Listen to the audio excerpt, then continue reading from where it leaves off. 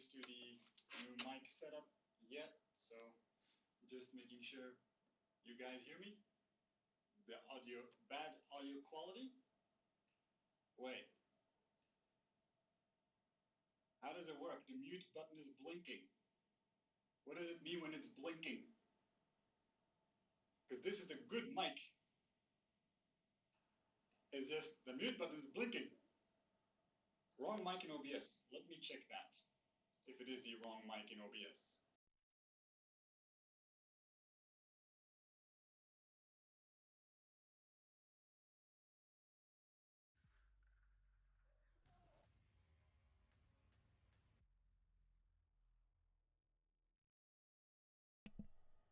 Hello?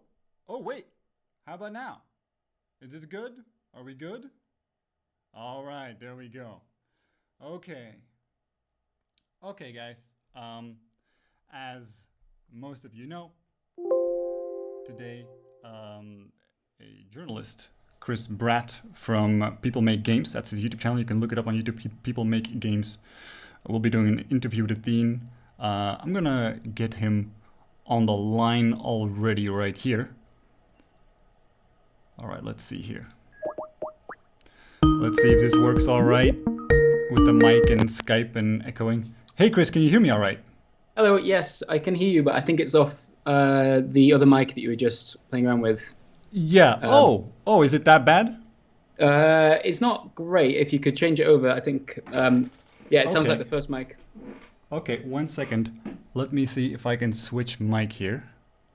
Oh, and I'm guessing you would like video from me? Oh, that would be great. Sure, 1 second.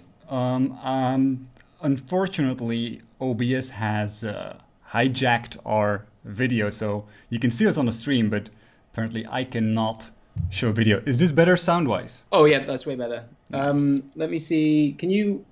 You might have to call me back just to get the video up. Sorry, this is. That's no problem.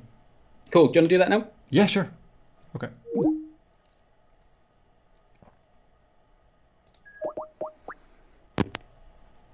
Okay. Can you see? Is any video?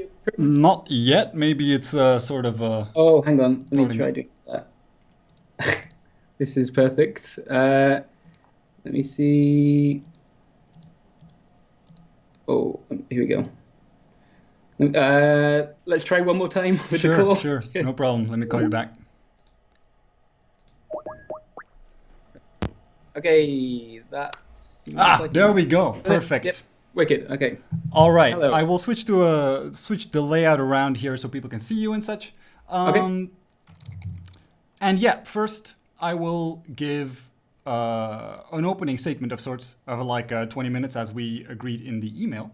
Oh yeah, should we just should we clarify what that arrangement is going to be then? So it's 20 minutes from you, and then that will be followed by an interview with Athene for as long as we need. Is that right? Unless of course you also still want to respond to me or have questions for me before you want to transition to that.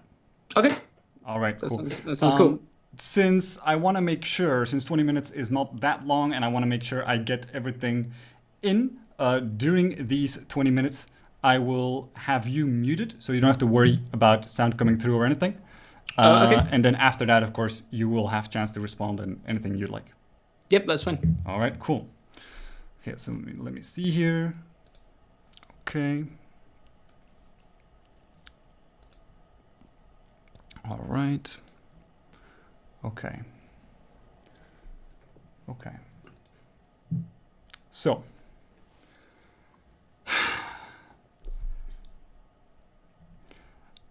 Okay, guys, I wanted to do an opening statement. I actually asked the Athene for me to do the opening statement because, as you guys are aware, and as you know, some of the stuff that has gone around that originated from the email to Katarina, that has caused quite a fuss, along with the fact that Chris has been reaching out to family members, friends, people who have been here seemingly very selectively for, I think, almost 2 years now. Like, I felt very responsible and I felt like I had to make a statement. Why? Because, like, why me? Why not Athene? Why did I insist? Because for all intents and purposes, it's me that is running the show. It's my company, it's my organization, it's my building, etc., etc., etc. So if these allegations about Athene are true, then it's a conspiracy. Like it's at least it's both Athene and me pulling the strings. It is much more than Athene being some sort of nefarious cult leader. It is actually a conspiracy where I am aware of all of it and co-conspiring to do these things. So, okay. I want to make that very clear, because when I see stuff like this happen, it is very disturbing and upsetting to me. And it is something that keeps me up at night. It is something that is very stressful.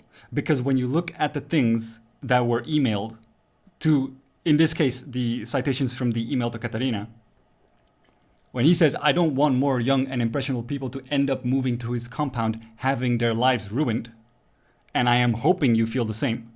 And I really need your help to tell this story and make sure nobody else gets hurt.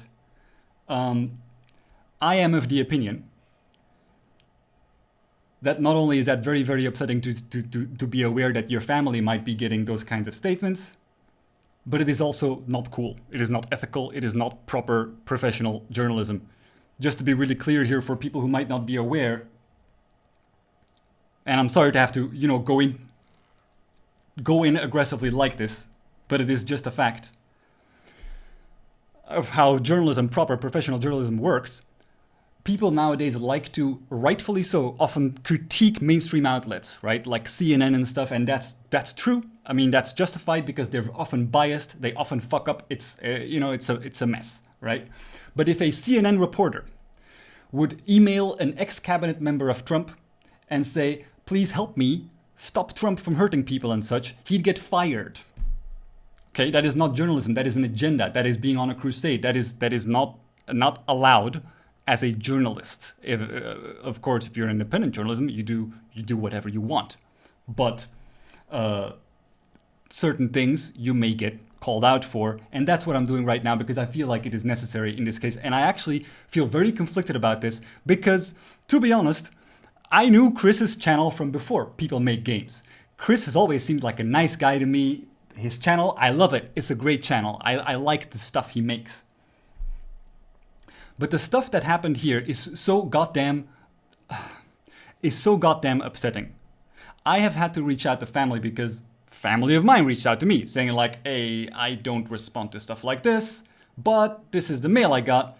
So I reached out to several family members of mine to make sure that they're aware that if they get an email saying, we're ruining lives, what do you think about that? That they know this is not true. Because you have to understand, just put yourselves in my shoes. I want you guys to understand where the frustration comes from, because it is not just me frustrated that a journalist is digging around or something. I don't mind. I actually really, really, really welcome serious journalism into what we're doing. Really, truly, I'd be happy. And I've always been happy. When it's in the past been with Kotaku or CNN or whoever, I'm happy with that shit. Because I count on the truth coming out. But this does not feel like the truth will come out. This feels, and it's not just that it feels that way, it is that way, as you guys can read in the email. You guys can read the whole email yourself. This is someone contacting people. In some cases, family members, even after the person asked to stop doing it, like Athene's brother also got contacted, right? He said like, well, my dad just died. I don't want to talk right now. I will reach back out if I feel comfortable. And then Chris still reached out after. And the way he presents himself is, I am a journalist. This group is ruining lives. This group is doing this kind of damage. What do you think? You're setting a premise. You're imposing a narrative. And certainly for most people who look at you, who look at your track record, because he links his LinkedIn, his channel, all these things, you think like, wow, this is a reputable journalist. If he says they're ruining lives, my God, he has uncovered something. I don't know what's going on. This is shocking. That's what happens. He is convincing people of a certain story and then asking their comment on it. And as I said before, if a journalist for CNN or CNBC or maybe even Breitbart or something does this, he gets fired. It's not done. It's not cool. It is not. It is. And it has costed me so many sleepless nights because I know we live in a culture nowadays where this can get us banned. Why? Because it's happened before.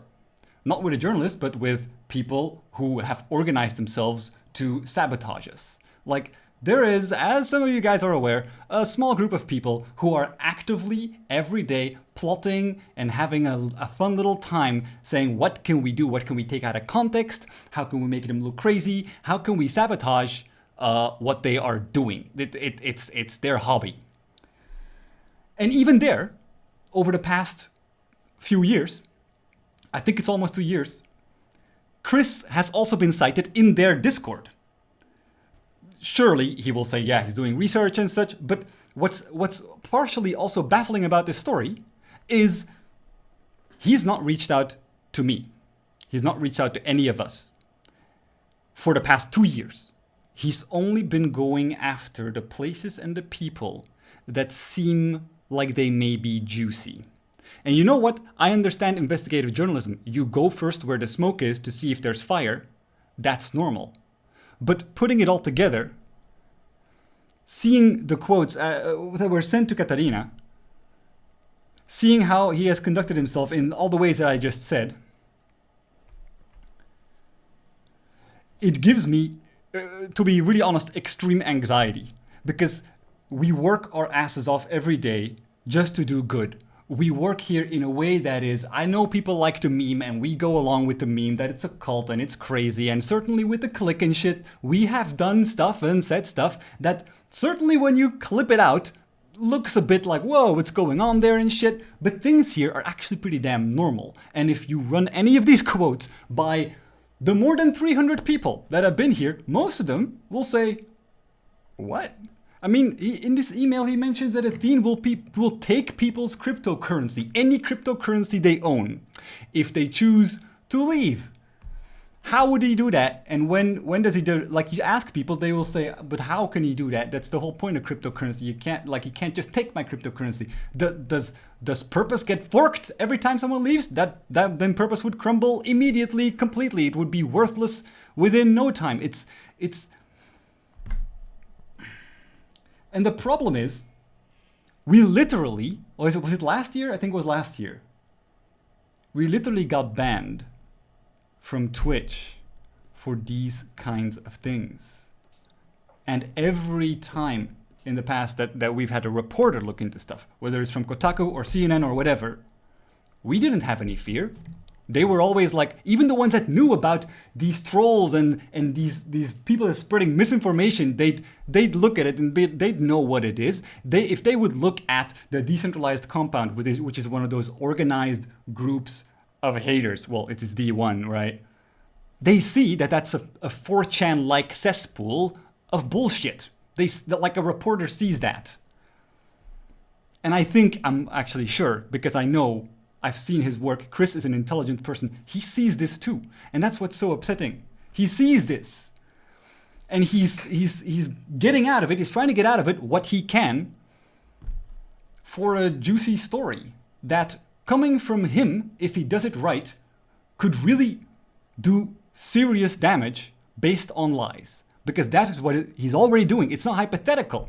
Okay? It's not like, if it was just a journalist starting stuff, I would be like, awesome, all right, sure, come over. And we've invited Chris to come over, which you can do when the game is out, which is when it's most interesting and people are also more available and stuff. I'd be happy to, man. I'd be happy to. But this stuff,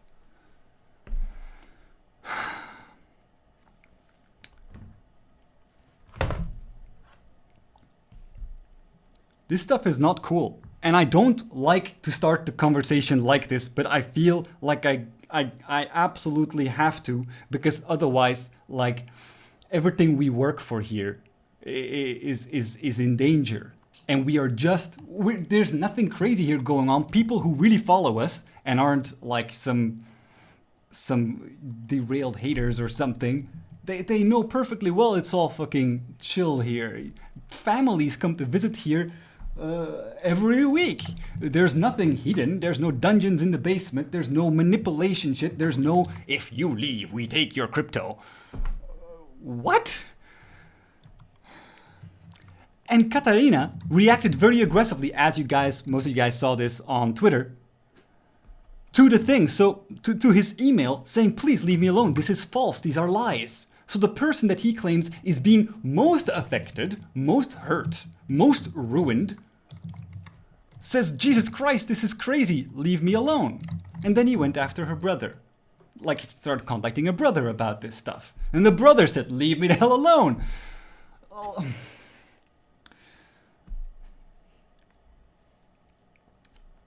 Like, I really don't like to do this because, again, I like Chris's channel. I think it's cool.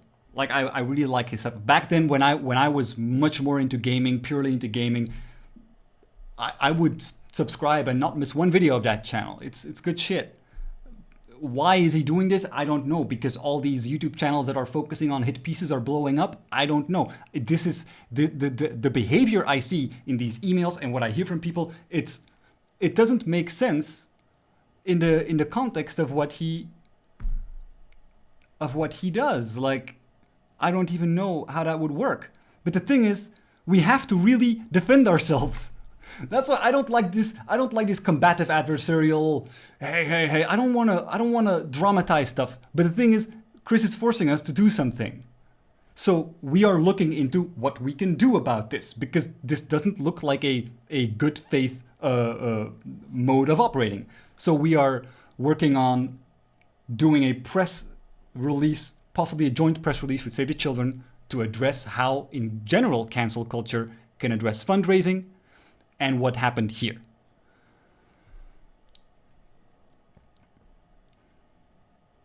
And I just want to say one more thing.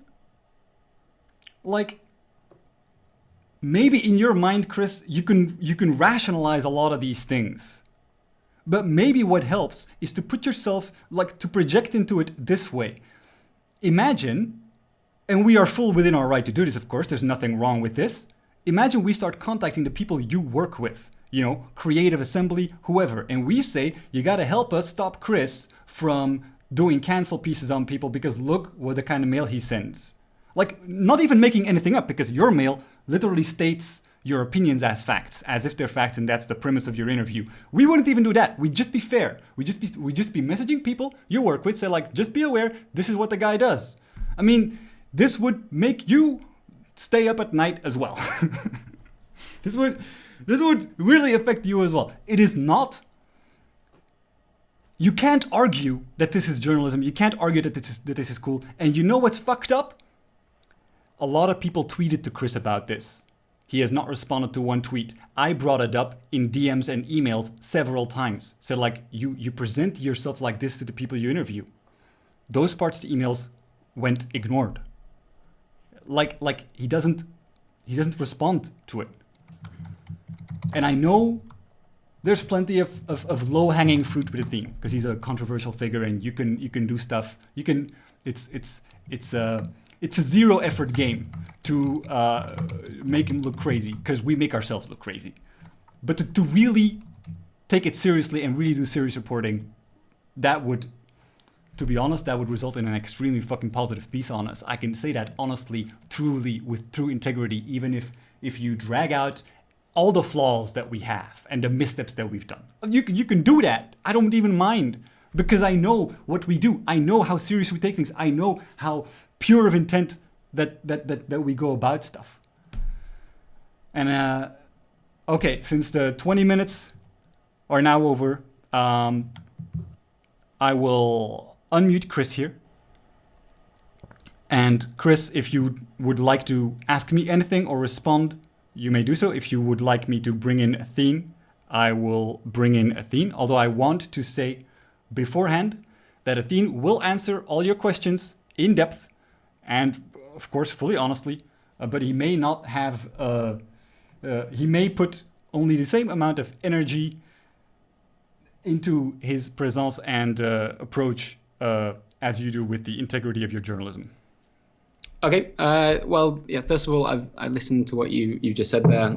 As bizarre a setup as that was for me, and I appreciate your point of view. I think something I'd like to start with is there's a piece of context that's missing here, which I would like to talk about. The email to Katerina that is on screen at the moment and is the cause of some of your concern here, in which I talk about young and impressionable people, lives ruined, everything that you've got up next to me.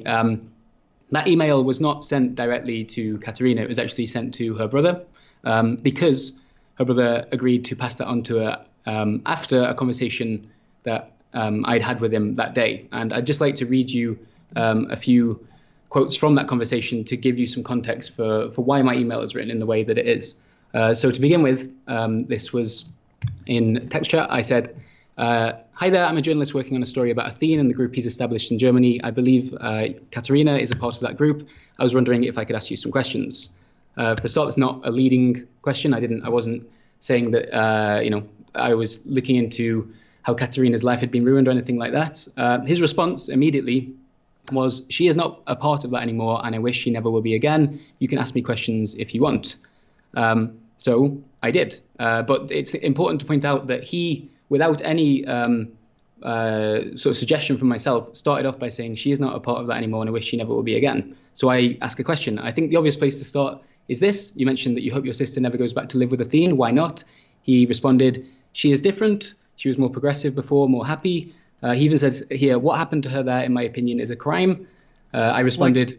I'll let you continue right away, but I do want to interject one crucial piece of information, which is that, because we have heard from her brother since then as well, which is that her brother told us that he was in an angry mood. There were all sorts of factors at play. I don't know exactly which ones. And he said that he no longer stands by what he said. He said it came from misinterpretations, just to be clear. Yep, absolutely. I was going to point out at the end of the quotes, because he did say that to me via message a week after these first messages. So just to give you some idea of the timing there, I'm sending an email to Katerina through her brother based solely on this conversation. He hasn't yet said to me, hey, I was angry. Well, I'll talk about what he said afterwards, but this is what I'm working with at the moment. He's just said, what happened to her there, in my opinion, is a crime. I asked, is that because she was manipulated? He said, we do that in some ways, but it's not just manipulate, it's controlling someone. He knows how people live in Serbia and what their money is for. He knows that she was bad financially, and he used that whenever she didn't play the way he played. He knew Katerina's appearance was important, so he kept telling her that she would grow old and ugly. He used various things to make her insecure, and money is one way for sure. He knew she was not financially secure. I asked, do you think she's afraid to return to Serbia? He said no, she's afraid that he will come to Serbia and doesn't know what to do. I asked, has he done that before, traveled to Serbia? Her brother said yes and made her come back. And finally, I asked, I'm sorry if this is a difficult question to answer, but was your sister ever in a relationship with Athene? And he says, it is, but yes. She followed him years back before he answered her message. She probably idolized him. Later on, he clarified that he wasn't actually sure that they were in a relationship. And then that is all the context I had when I wrote the message. Well, at least from him, that's all the context that I had. So I wrote the message based partly on what he'd said to me. And you're right, a week later, after you had talked about the fact that this investigation was a hit piece, and obviously Katerina had come back to work with you guys, a week later, he got back in contact with me to say that he'd spoken to his sister, he'd changed his mind about what he told us, and he actually was thinking about being a programmer, which is difficult to do in Serbia, so he might even come and join the group instead. I feel uncomfortable having to read all that out, because obviously he's got some concerns about how that came across, and that he was angry or in a bad mood, as you suggested, which is fair enough. But all I had to work with at that point when I wrote the email for Katerina was based on those messages. He hadn't yet told me that was going to be taken back. I want to emphasize and reiterate two things. One is that he clearly said afterwards, because just for the viewers, that he misinterpreted things, that there was no relationship, and that he doesn't want Chris to use, because that's what he told us. He doesn't want Chris to use anything he said. That is what Chris is doing right now. He's using what he said. After the person that he interviewed, that he was messaging with, said, I don't want you to use what I said because it's not correct. It shouldn't even be brought up. It's not a way to deal with confidential information as a journalist. In fairness to myself, I wouldn't have brought this up had, you have painted me as I'm writing some kind of hit piece, and that I, are going in with these really leading sort of questions. That I just wanted to point out this conversation, which you're right, we would have used. Or we would have had to think about whether or not we could use this at all based on the fact that he later takes it back. Although the context there is interesting, him saying that he is now thinking of applying to join the group because he would like to work as a programmer. I am only bringing this up right now because I feel like I have to, because that is the context for the email you're referencing on screen right next to me right now. Yes, but even within that context, as I said before, this is not a professional journalistic thing to do. If a guy from CNN mails a Trump ex-cabinet member because her brother said this and that and says, hey, help me take down Trump, basically, help me stop him from influencing impressionable people. I haven't said that to him. My opening question, again, just to read it, which is why it's important that I do this.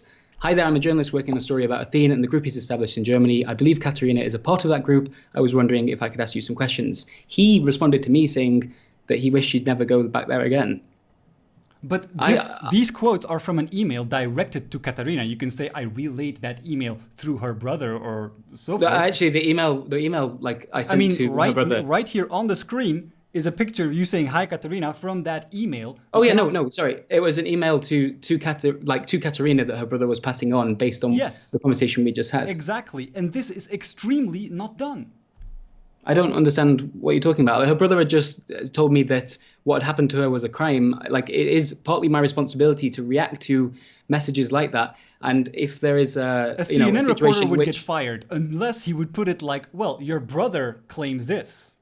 He wouldn't say, hey, they're ruining lives there. What is your comment? Because then you are deceptively framing the premise of the interview as, me as a journalist, I have uncovered that they are ruining lives. What is your comment? And then the person will trust that you as a journalist, because that's how you present yourself, that you have uncovered this and you have evidence for this. And that's why it's so deceptive, and you know this. Okay, so first of all, as I said, this was going through her brother, with this conversation just happened with, in which he told me that on her behalf. Second of all, I've spoken to a former member of your group that has needed to remain anonymous because of the NDAs that people sign when they join your group. And a quote from that person is this: even if they make the world a better place, I don't believe the methods are justified. Looking back, joining was the worst decision I made in my life. It was great until I questioned Athene's actions. Then everything turned around. That to me suggests that, if that's the worst moment of that person's life, that there is a pattern forming here. Chris, I'm really sorry, but you're making things actually far worse now. Because what I was thinking was maybe he really has anonymous sources or whatever that are really saying, my life has been ruined by this. But no, you are pointing to relatively mild things. An angry brother, a guy who said it was the worst time in his life. Like, you're portraying, and then you go to Katarina and say, you need to help me stop him ruining impressionable and young people's lives. By the way, I am not that impressionable. Most people here, I don't think you'd find him very impressionable. And I'm not that young either. I'm 35. Most people here, I think the average age is 25 at least. I think so. I'm not sure. Like, what the stuff you're framing here, the sources you mention, the quotes you are mentioning to back this up are even terrible quotes to try to back this up. So this makes it sound even worse, because what I was thinking was you were talking to probably the person who left here and stole money and had clearly malicious intent and was then feeding you lies, saying, yes, my life has been completely ruined or whatever. But that's not even the case. You have pretty mild citations of people who had some bad experiences and say, this guy's ruining lives. This is even worse than what I thought. Okay, you're talking about me having mild citations. Like, some key quotes from that conversation, again, were, what happened to her there, in my opinion, is a crime. We all do that in some ways, but it's not just manipulation. It's controlling someone. He used various things to make her insecure, and money is one way for sure. He knew she was not financially secure. Those are not quotes that I can just ignore as someone investigating this. Chris, I'm really sorry, but those things, even if there's, by the way, no goddamn truth to it, and the brother also retracted it when he talked more with Katarina about it. But even if those things were true, you can't say these things, and it's not making you look good to keep trying to defend it.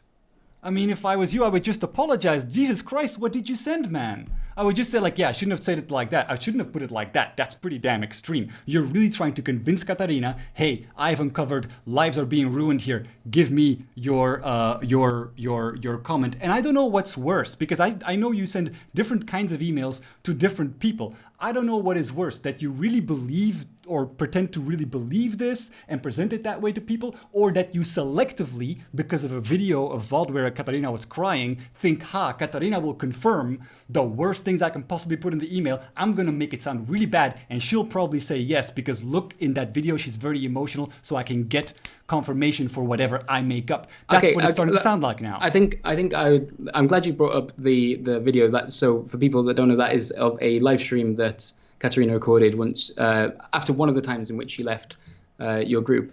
In that live stream, like, yes, she was emotional, but she also talked about the psychological abuse she'd received and the fact that she was traumatized by having lived there. And I understand that she has since gone back and you feel that has been resolved.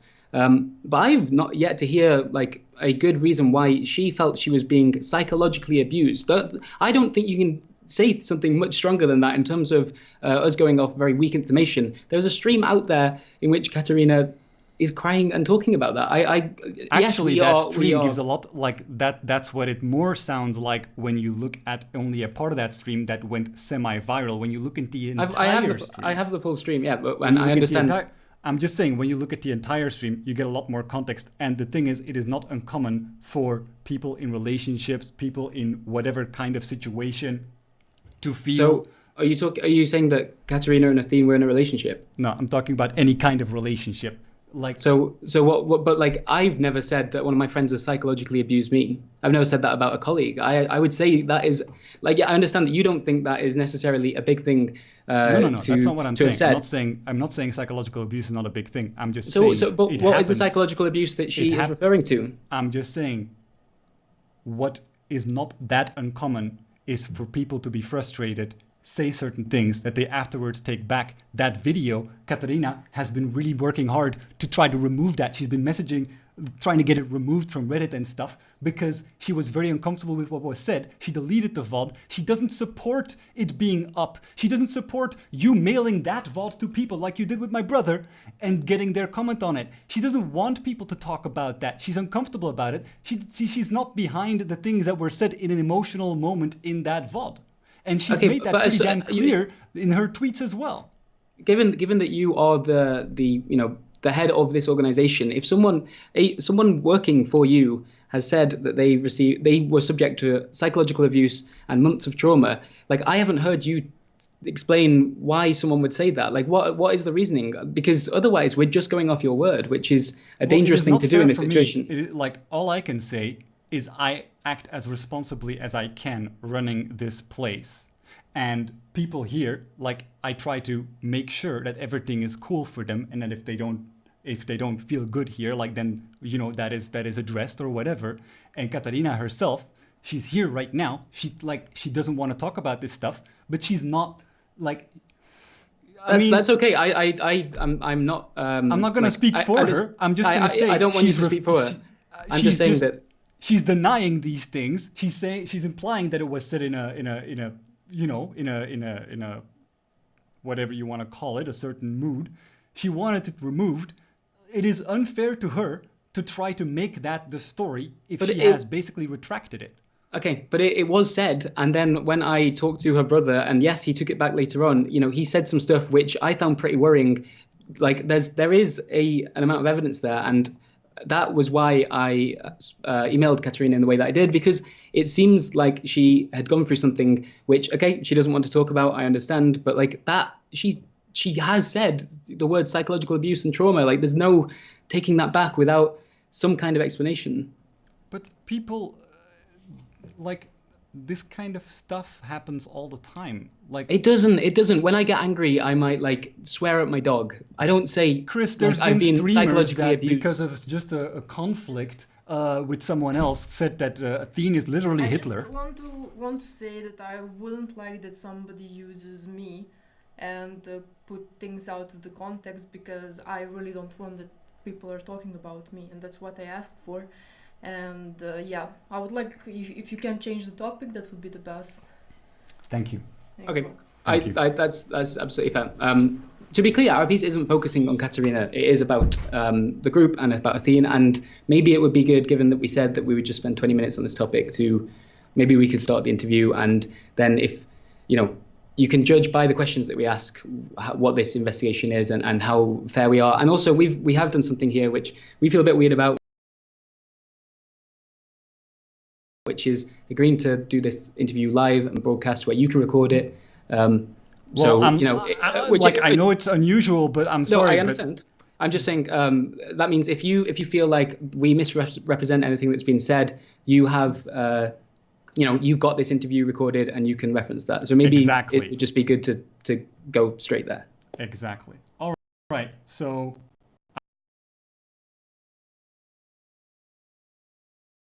I'll bring in Athene. Okay, thank you. All right, cool. Again, I want to, just to be clear to the viewers as well, we are not exactly thrilled with the way that Chris went about displaying journalistic integrity. Athene will put as much effort in his presence and approach, but he will give extensive, honest, in-depth replies to his questions. Okay.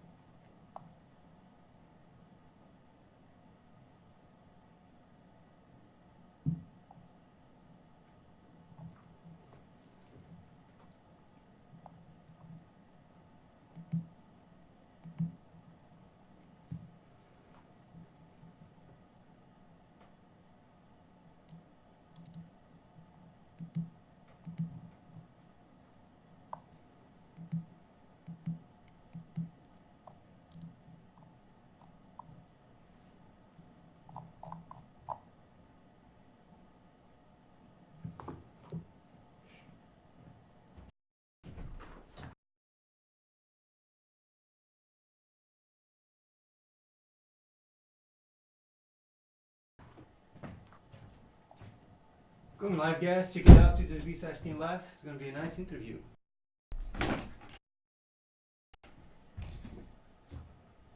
Let's see. Hello, can you hear me? Oh, hello. Yeah, 1 second. I can't actually see you. My stream hasn't updated. 1 second.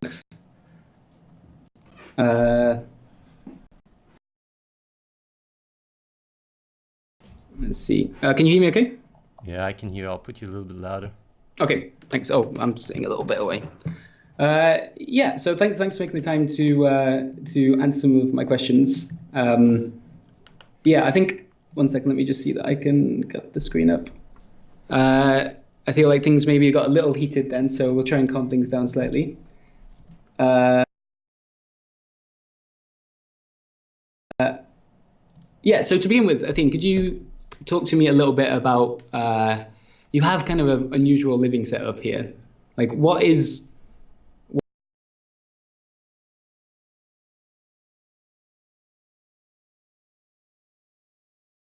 life actually like at the compound? I think that's what a lot of people think. We invited you, so come check it out because I can make up whatever I want. Yeah, I mean, we've accepted that invitation, but then you asked us to wait until after the game is released. Is that right? Well, yeah.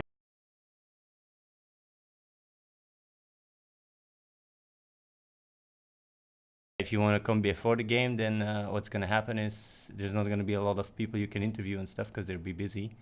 And I want you to get a full, just a full view on what is going on and ask people, and they have time, and so you can't, warp stuff and say like, hey, people are not allowed to talk to me or whatever.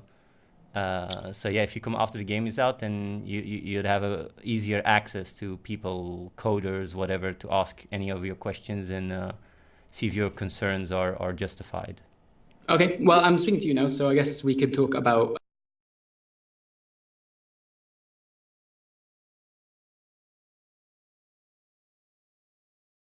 what your experience is like. What is a normal day like for you in do you call it, is the compound? Do you call it the compound, or is that just a sort of We actually don't running even call joke? it the well, yeah, the compound is like a joke that arises because of Twitch. I always make quite some jokes, Mhm.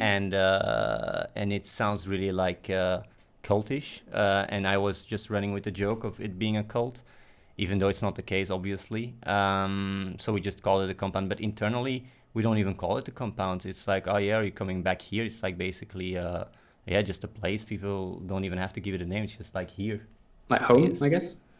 Well, some people call it home, but I haven't heard people use the word home though. Right. Like just the place here. It's in a sense like a non-profit what is it, working space. It's just a Mhm. working space that people share, and people come and go all the time. We had more than 300 people coming over in total, and we are now, what is it, 45. So it's just on and off. People come and go all the time. Right. And what's your role within that? Like, what is your sort of day to day within that group? Well, like when I wake up, well, I'll just say that, well, I eat, I take my supplements, and I just do my tour, which means I go to Nolan. He's the one that does a lot of the design of the game, and I check, like design stuff, make some discussions, and then I do some checkup with Fabio, which is the guy that basically, has more of an overview, and see, if people have stuff to do, because running out of work is really, yeah, people just get bored. It's not like, oh yeah, we try to, like, it's not like a labor camp or something, just to be sure. It's just like, so people have to-do lists, and then basically what I do is also I talk to Reese to see if there's any stuff about, a journalist trying to cancel us or whatever, like any news in that regards, or just some legal stuff, because he's the one that is actually running the show legally. And he's also the one that, that does all the money stuff. And then I also go and check out with the bottleneck of our game, which is the backend coders upstairs. I check with them, say like, what's going on? What's the ETA? Because, with coding, there's always stuff coming in and off. And overall, that's basically it. I run around, I think about stuff, and I stream as well. I try to stream 3 hours a day, but if things are more busy, I stream a bit less. I also, that's basically it, I guess. Is there anything I'm missing? No, I also check out games. Yeah, I check out games, mobile games, statistics, analytics, that kind of stuff, because I'm very heavily involved in the design of the game. Sure. That's it. Okay, and so yeah, like you said, Reese is like officially the sort of like running the organization. Yes. So what if you were to have like a job title, how would you describe yourself? I'm just a hobo. But you're not. You're more than that, clearly. Like you. No, officially, I'm just a hobo. Okay. It's like imagine like literally, I don't have a bank account. I don't have any money. I just try to do good in the world. I wake up and I see what can I do, and that's basically it. Like I don't have a job title. I don't get paid. I just do things because I believe in them. And if you look at my track record, well, it shows all over it. Even back in the days, like I was very active in politics. I was also in Big Brother in order to talk about racism and stuff. Like I never went for the money. Even Save the Children and stuff. All the stuff we did, we never took a cut or anything. I did play some poker at one point in the past, and even there I gave all the money to Reese, because I like to just be outside the system. I don't want to be like legally binded to whatever. I like to be free, and of course that means that, like, I'm a bit of a hobo, but I don't care so much. I mean, if I get to help a lot of people, a lot of kids, at the end of the day, whatever. Like I know a lot of people, even lawyers and stuff, tell Reese that I'm a bit crazy for not taking for not being on the papers and stuff, but he just says he doesn't want anything. I don't want anything, and that's how it is. That's also, if you look at the paperwork and everything, I'm always just like I'm outside of the system in a sense. And yeah, that means that Reese can literally kick me out. He can kick me out today, and I'm out, and that's it. So yeah. Well, okay. Hopefully, wait till after the interview.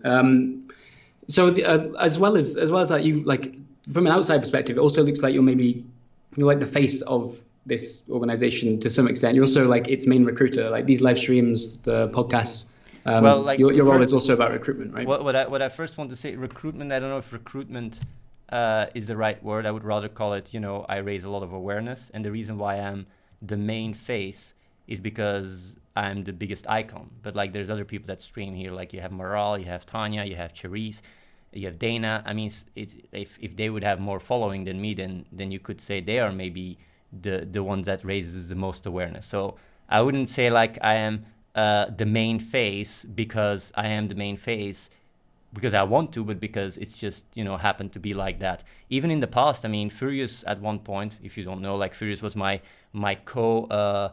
person in my WoW videos, used to become even very popular and get a lot of fame, which I actually like. I actually don't like to be in the spotlight. I rather am in the background because all of this, I mean, even what I have to deal with now, I wouldn't have to deal with it if I was on the background, because I don't like the attention. I don't like all the focus. And at the end of the day, I wouldn't say I'm the main recruiter or the main face because I want to be in that position, but rather because it is what has naturally come out, even though I wouldn't call it recruitment, more raising awareness. Mm-hmm. Okay. And so how many people are working with you at the moment? Do you say something like 45? Was that right? Around 45, yes. But it goes up and down all the time. At one point it was 60, and at one point it was 20. Like even less, it was 12 at one point. So it goes up and down all the time. So yeah, and it's just people coming over here voluntarily. You actually have interviewed quite a bit of them, by the way. Mm-hmm. Because when I was following a little bit what you were saying to Reese, I didn't think it was so fair to really cherry pick the quotes, because a lot of people have told you they had really great experience, but I guess that's not so much interesting for your piece. But hey, if you want to give a proper overview on what is going on it would be nice to give a nice overview, because you talk to quite some, because we've got contacted by quite some that you reached out to, and they didn't say these things that your anonymous source that we all know talked about, just so you know. But yeah, we're not disputing the fact that people have had a positive time there. We also have some issues we'd like to talk about as well. So you're saying that that some people had a great time here? It was not just only their lives ruined? I've heard some people talk about how when they arrive, you get to pick what food you're going to get the next day, and if they look back at their experience, do they regret they came over, all of them? No. So would you call them young and impressionable and ruining their lives? Would you call that? Do you think it's a little bit taken out of context? I tried to explain that context to Reese beforehand. But you stated as a fact that everybody's here and following that. So like these people you talked to and you interviewed that said they had actually a good experience. What about them? Yeah, that will be reflected in our piece. We are not just. However, the piece, not in the mail. I've already explained to Reese the context for the message. I just like people to know your intent. That's all. That's fine. You can keep going. Okay. All right. So Reese mentioned that there's been something like 300 plus volunteers that have been a part of your group over the years. Do you have any idea how many exactly, or is it just somewhere in that ballpark? We have database of all the people that came over, and I think it's around 300. Yes, right. It's around 300. I think it's around 300 that got accepted. I don't know how many people came, because we also initially were in Merksem in Belgium, and there also a lot of people came and back, and we didn't have, it was a lot less organized back in the days. And there's a lot of data we don't have, but now we actually keep data to also make sure that when people, are here, we have contacts to their family in case anything happens or whatever. Like things have become a lot more structured. So we basically, have records of these things. So I would say around 300. Yeah, around right. 300. And what's the gender divide like within that group? Initially, it was mostly guys, but then more women have joined. Over the. I would actually say that, but of course I don't have really these statistics, so I'm pulling a little bit numbers out of my ass. But it, like, compared to the audience that I have, percentually, there's, I think, 3 times more girls that apply than guys. Because I think my audience is like 98, 99% male. And yeah, if we are like right now at 7 or 8 girls, I think, and what is it, 37 or 38 guys. So percentually, it seems a lot more girls are coming over. And they also overall have really good experience here. Even the thing with Katarina, like that you like to bring up, even that, it was a moment of frustration, and she brought it up, and she afterwards deleted the VOD.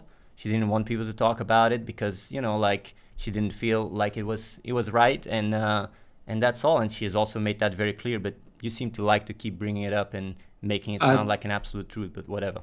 I haven't brought it up in this interview as of yet.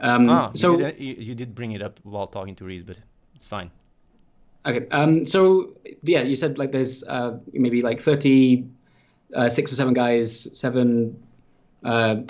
It's not the same people, by the way. I'm just saying, like, it's like if a lot of people come and go, it fluctuates a lot. Yeah. Mm. And do people have romantic relationships then within the compound? Obviously, you sort of live and work here. Well, like, it's honestly, when it comes down to these things, it's none of my business. Like, of course, people have relationships.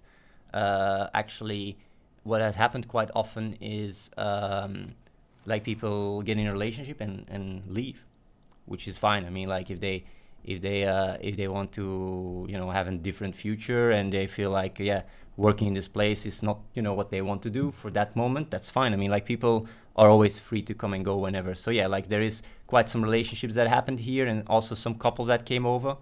So yeah, obviously that's normal. Like, there's actually no rules whatever.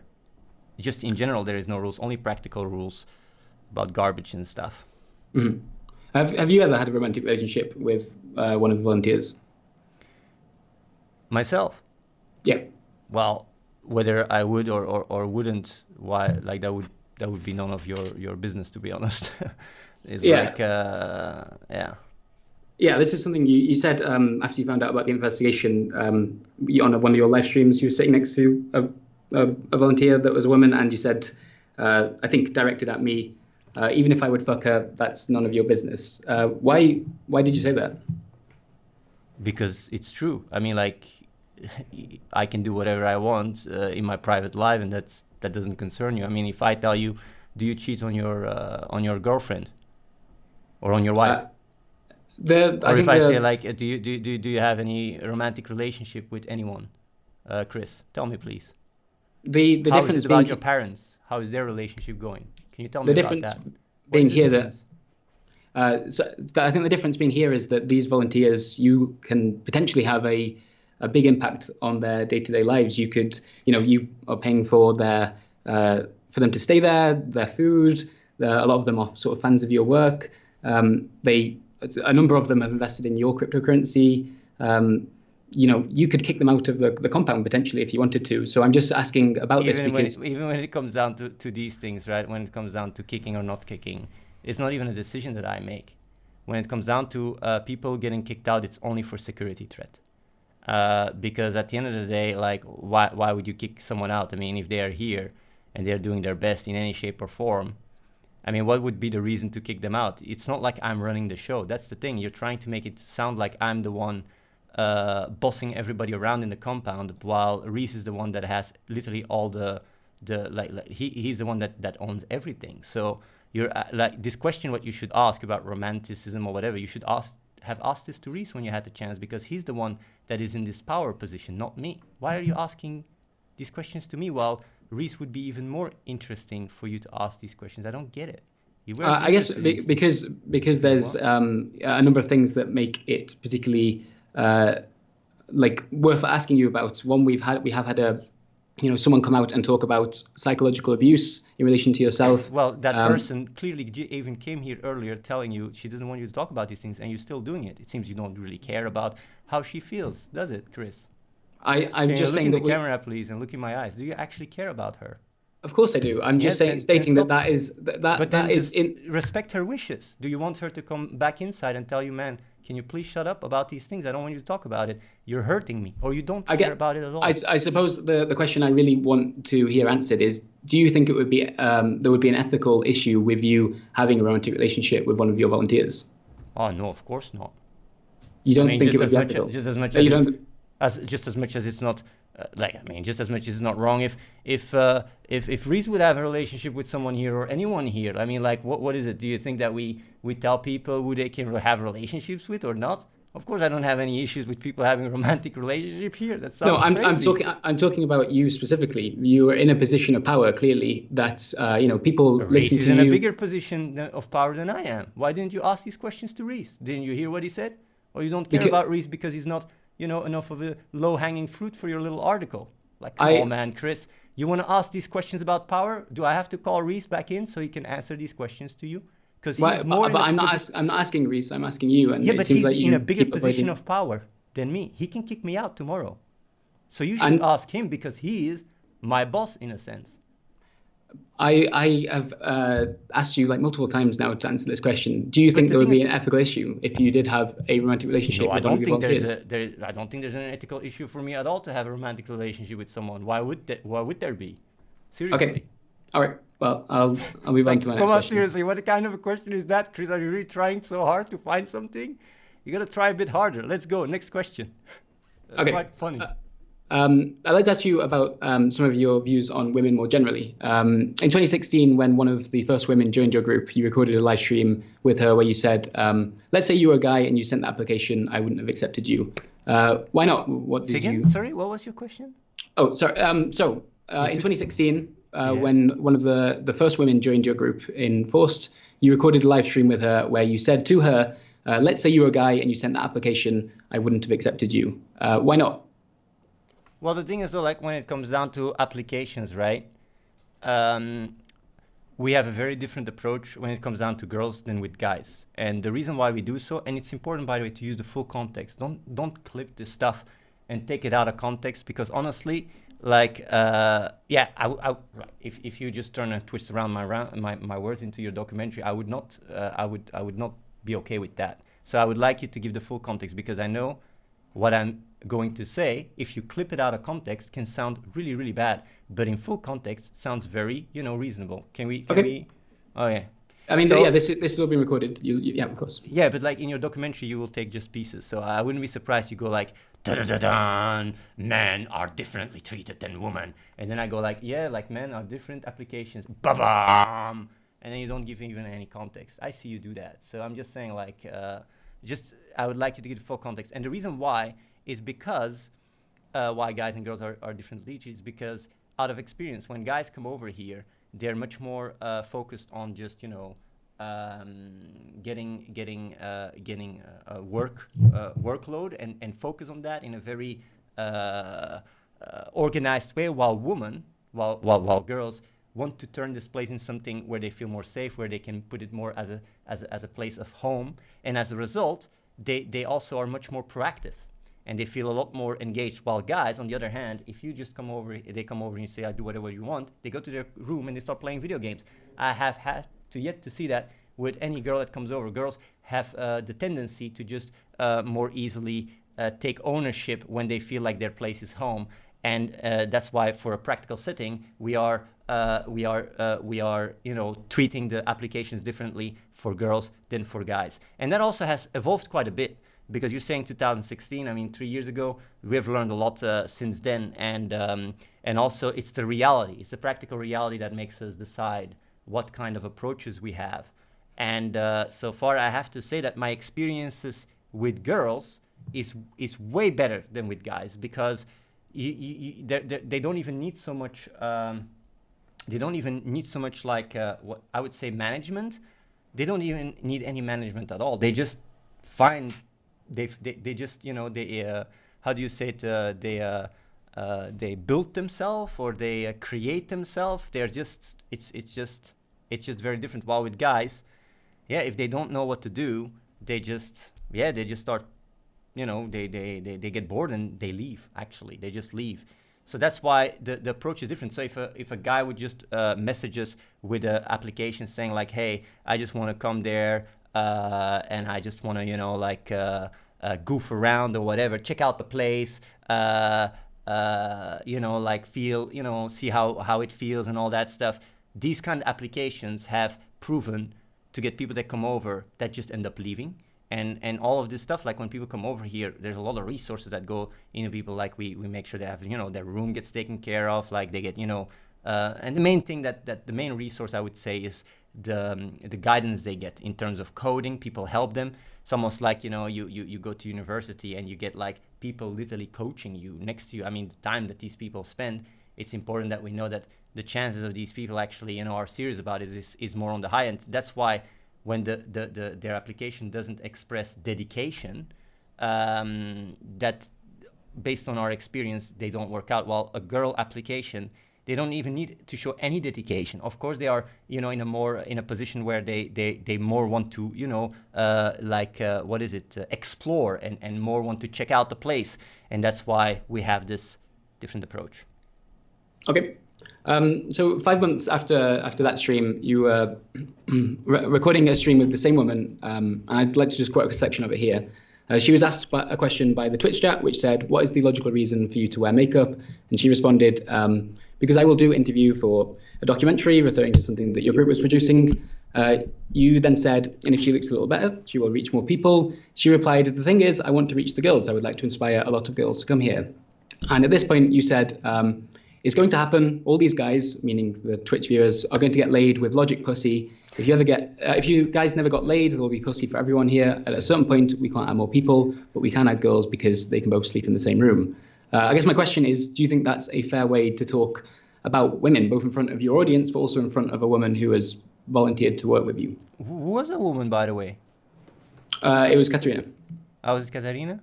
Mm-hmm. Well, maybe we can ask her if she got offended by it, because I mean, like if like the amount of times that I say some funny stuff on the internet, I mean, who cares? Like, that my Twitch stream is funny. Maybe you should go to Wrath of the Lead King and start taking some quotes there to put them out of context. Like, I'm just a show bringer. Did you see the Raj Patel show? I saw some of it. Yeah, you saw some things like, yeah, maybe I'm just running a cult and all these girls coming here. And one girl was even, bending over, making it look like she was gonna, drop my pants. Maybe that's all real too. Come on, man. You know that these things, like, this is a show. Like, you can easily, there is way better stuff you can quote from a. Maybe you can also, like these comedians. Who was it? David Chappelle. Maybe you can quote some stuff from him. A lot worse by Michael Jackson and stuff. You can do that and say like, hey, what do you think about saying this stuff on your show, man? What do you think? Come on, you know that my Twitch stream is a show and my YouTube channel is a show, and I know things are becoming more and more political correct. But if you wanna win some easy points, this is not a good one. It's just a show, man. I'm just having a good laugh, and she also had a good laugh. And if you see my streams with Maral, we do some way worse things than that, and we're just having a good laugh. So don't say like how I treat girls and women. If we based it on that, then I would say you are violating a lot more, because the girl you keep mentioning it over and over again is a girl that told you to stop talking about her, and it seems you can't stop doing it. So if you really truly care about, but you try to take her into the context, and you keep trying to make the story right. It's not because you don't say her name that it makes her feel most comfortable, because people can just pull up this VOD and they exactly know what you're talking about. Can you stop doing that, or you don't give a shit about her? Like, I'm not asking about her. I'm asking about whether you feel girls, that is. You're talking about treating girls in a respectful manner. She clearly stated, this is already the third or fourth time she came to you and say, please leave me out of it. Why can't you do that? Is the juicy hit piece so juicy that you can't do that? I mean, like, it's quite easy, right? So don't come and talk to me about respecting women when you can't even respect the simple wish of her telling you to stop harassing her family, stop talking and bringing up the VOD, and you keep doing it. It seems like when it comes down to disrespect, you score much higher on that than me making jokes on the internet on my Twitch channel. Seriously, bro. I don't think you've actually answered my question yet. Like, do you think that is a fair way to talk about women in front of your audience? I think if you go to David Chappelle and you say, is it a fair way of talking about women when you say this or that or that? It's like, it's a freaking, it's a joke show. It's funny. It's like, it's humor. I don't have to explain anything. Do I have to explain what kind of jokes I make to you? Like, seriously, like, best paladin in the world, Athene, and all that stuff. Like, do I have to start explaining every single joke when I threw a fake basketball to Tanya's head? Do I have to explain that one too? Because you can't treat girls like that. You can't throw a basketball to a girl's head. I mean, come on, seriously. It's a joke. My Twitch show is a joke. Even the Real Talk podcasts, right? Like, a lot of the way I come across and stuff, it's a show. If I don't do these things, nobody watches my stream. People just go Resident Sleeper in the chat. I bring some extra, fluff to it. So don't tell me that that's the way I respect women. You want to know how I get respected by a woman? Check the tweet that Tanya sent to you. She knows me more than 20 years, and what you say are filled with lies. You are more, being disrespectful by the way you treat me and the way I actually, try to help out the world and everything and try to twist words. You're the one that is the aggressor. I'm just chilling around, making a stream, doing good in the world, raising money for charity. And the people here, Maral, Cassie, Tanya, all these people send you messages. You think, and then you come and try to I don't know, white knight, say like that I am treating girls wrongly or whatever. Come on, seriously, man. That is this is completely try harding. I don't have to explain any jokes I make on the stream. And if you think that is serious, then maybe you should revisit sarcasm on Google and understand what kind of humor that is, and then maybe you will get a better understanding of why I do what I do on the internet. Okay, so on the 21st of June 2016, you recorded another live stream with two women sitting on either side of you, in which you sort of pitted them against each other to raise money, not for charity, but for themselves. And yeah, with your encouragement, this was set up as a stream in which the audience would donate money to their favorite woman out of the two. And along with that donation, they could write a message that would appear on the stream. Usually you'd read that out. I'm not going to use the women's real names here. It was Tina and Katarina. Okay, I don't understand why you leads it up. Okay, and I made them some good money. They were really happy about it. So yeah, what's up? Okay, so here's some of the donation messages that you displayed on your stream. So X is the kind of girl that would suck a dick at a bus stop. Look at those tits. I would titty fuck her so hard. That blonde bitch is dumb, but I would fuck her hard. Still, X tits looks nice, very nice in that push-up bra. Y, I would grab your long hair and force you down on all fours. Stick my massive cock up in your ass. Right? You're talking about the alert. While groping on those big tits with my other hand. How funny it sounds, Chris? You can go right now to Soda Poppin and donate him $5 with that in the alert, and it would show up on his stream. Are you gonna go and interview him about that as well and say like, hey, you're showing this stuff on your stream? Come on, man. Is that the best you can do? I thought you had a little bit more ammo when you wanted to try and bring me down. Like, this just sounds like a joke. Every single streamer that will hear that, he's trying to interview about the alerts that show up when someone donates, and he's trying to pull you down for that. That sounds like that's a really, really shitty attempt. And also, Tina and Katarina had a good laugh. They made some good money. If you can go to a streamer and say like, hey, I want to donate you $500, but I want to say some titties and sucking in the message. Can I do so? They would say like, give it to me all you want and say whatever the fuck you want in your message, because these $500 will do much more better than some virgin on the internet trying to get a response of a girl. So you cannot make me responsible for these things that are being said. That's really, I gotta try a little bit harder. So what's the next thing? It's also worth pointing out that it wasn't just the Twitch chat that had things to say about the two women during the stream. These are some quotes from you. She can't help it that she has big tits, though. When one of the women says, "I'm not about dancing on the stream for money," sorry, Athene, you respond with, "You're not the feminazi kind of girl, right?" You said, "They are already growing closer. This is nice. I think at the end they will just get together or something." And finally, maybe they'll give you a little jig. I don't know. Maybe they'll give you some nice moves. Maybe they'll start competing with the moves. Maybe you guys will get some nice show. My question is, do you think there's a problem with anything that you said there?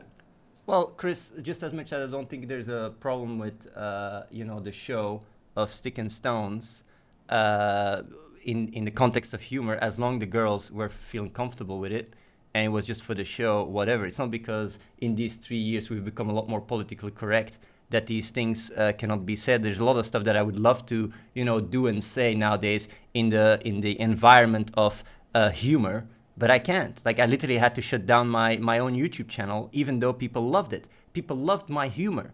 And it's this kind of bullshit that is the reason why I had to shut it down, because I can't even make jokes anymore. I can talk about, the jiggling tits or whatever the fuck if it's in the context of making a joke and people laughing. Why do we have to be so goddamn serious? Is that your spiel? Is that your angle, trying to come as the white knight? You're not allowed to say anything, not make any fun. You're the guy that goes tweets on the these stand-up comedians and say, how dare you to make this kind of stuff, these kind of jokes? Come on, where did we come?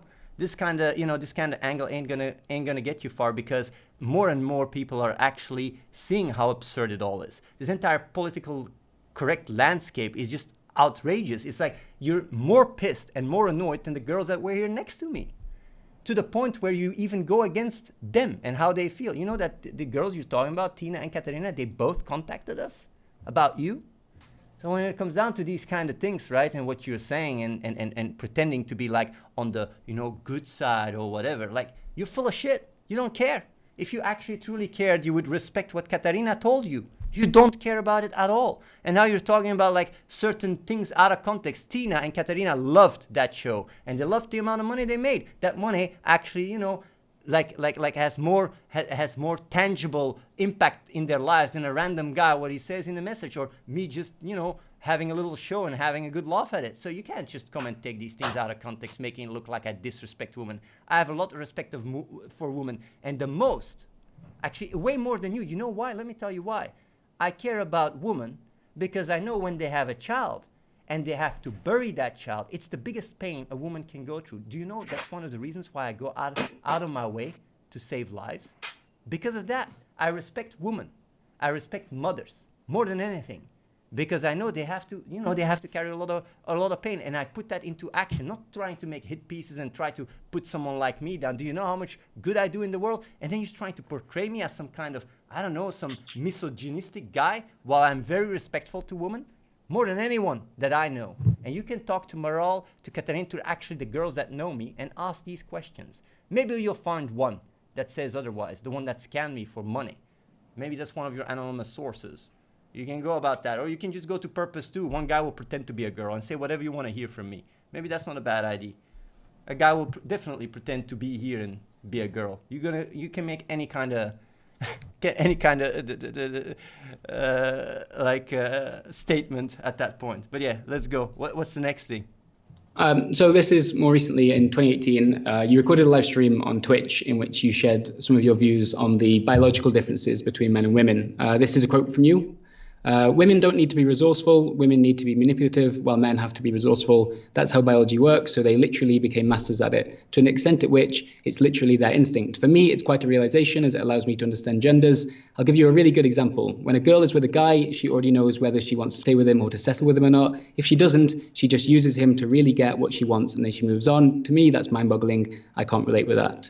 Later that same day, you carried on this discussion during one of your Discord after parties, and here you said, it's quite fascinating how girls have evolved to be emotionally manipulative machines. Reese agreed with you, saying, yep. You respond, and if you truly understand it, it just stops working. If a guy tried to pull that to another guy, the guy would just laugh in his face. But a girl can get away with it because a guy channels it through, she's more fragile, she's more vulnerable, I have to take care of her. That's why a guy has this weak spot, this blind spot, that can be completely twisted. Reese says it's true. You said it can be exploited. It's so fascinating. I'm just wondering how these comments show that you care more about women than anyone else you know. Let me tell you something. First of all, I love my mother more than anyone.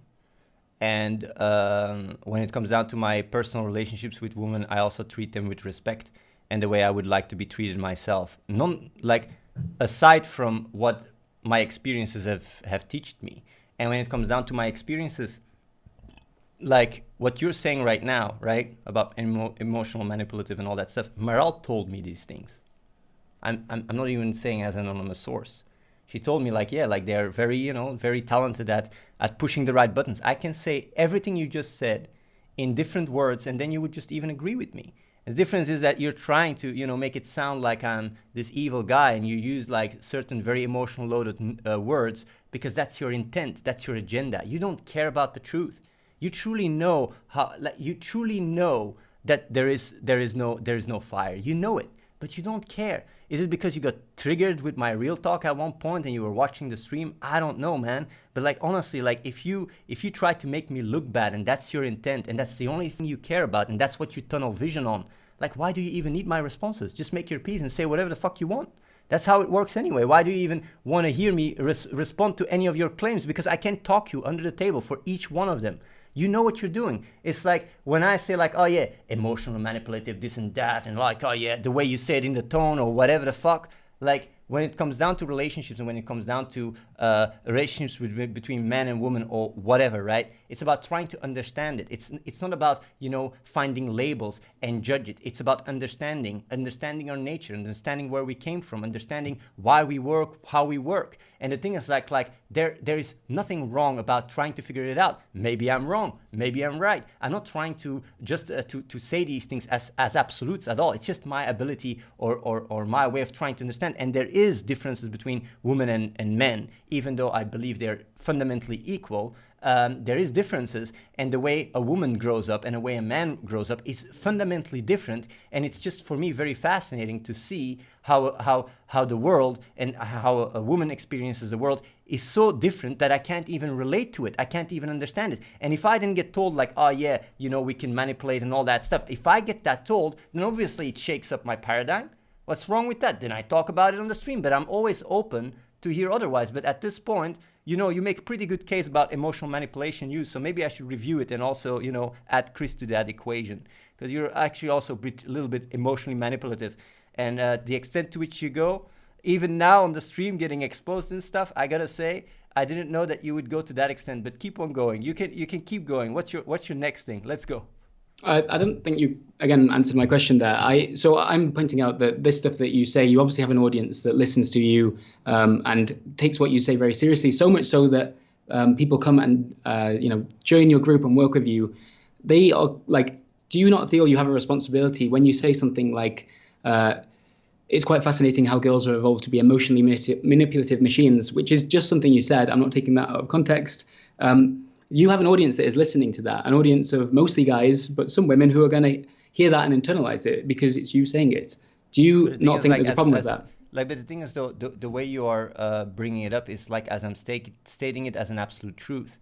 For me, it's like if I'm being told by someone that this is how they operate, then I find it very baffling, and I talk and I share about it on the stream because that's what real talk is. I talk about controversial topics all the time. If Destiny says it's fine to fuck your mom, like in order to for the rhetorical reason or whatever the fuck, I mean, like, are you gonna say like, hey, all these kids are watching you and these mothers are watching you, what are they gonna do? They're gonna go to their mother and say like, hey, can I fuck you? Like, seriously, man, this is what real talk is about. You can't take this out of context and make it sound like, oh yeah, you gotta go and like all these vulnerable people. Like what I'm doing to people that watch me is make them think for themselves. That's literally the first thing I say all the time. Think for yourself critically and don't believe everything I say. Maybe I say stuff that is not true. What kind of a faith do you have in people that are watching my stream? Do you think they're just chewing everything I say? If that was truly the case, then we wouldn't be 50 people here. We would be thousands of people. Everybody would have already applied because that's always what I say. People obviously think for themselves.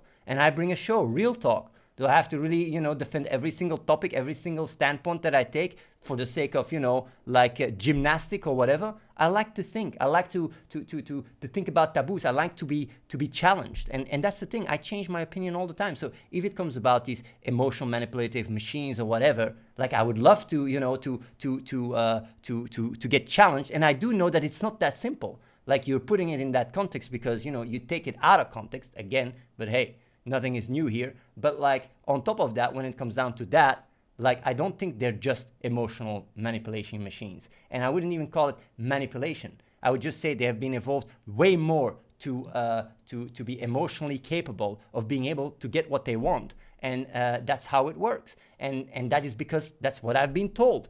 And is there anything wrong to throw that out there and read people's comments and debate about it? Are you going to tell me what topics I can or cannot debate? Like it just makes absolutely no sense. The way you're trying to portray me as misogynistic ain't going to fly either. Every single girl here would vow against it. And even I think all girls except one, the one that scammed me, would say the same. They would say I treat them with respect more than anything. So like, don't try to put these things out of context, honestly, because it's not in line with reality, and it won't fly either. I actually wonder what you're gonna do, by the way, with the docu. Are you going to just make all these quotes and not even give me the ability to respond? I see you do that, man. Oh man, if you do any kind of defamation or whatever, like I will not just sit by and do nothing. I will actually respond to that and make sure that people know what you're trying to do, because it's such a misinformation. It's crazy. But I think at this point, I don't even know if it's needed. I think people already know what kind of a journalist you are. So keep going. Like, what's your next thing you want to say? I just want to say that I am giving you an opportunity to respond to this. Well, this are is you me, going to this add is it me. to your piece?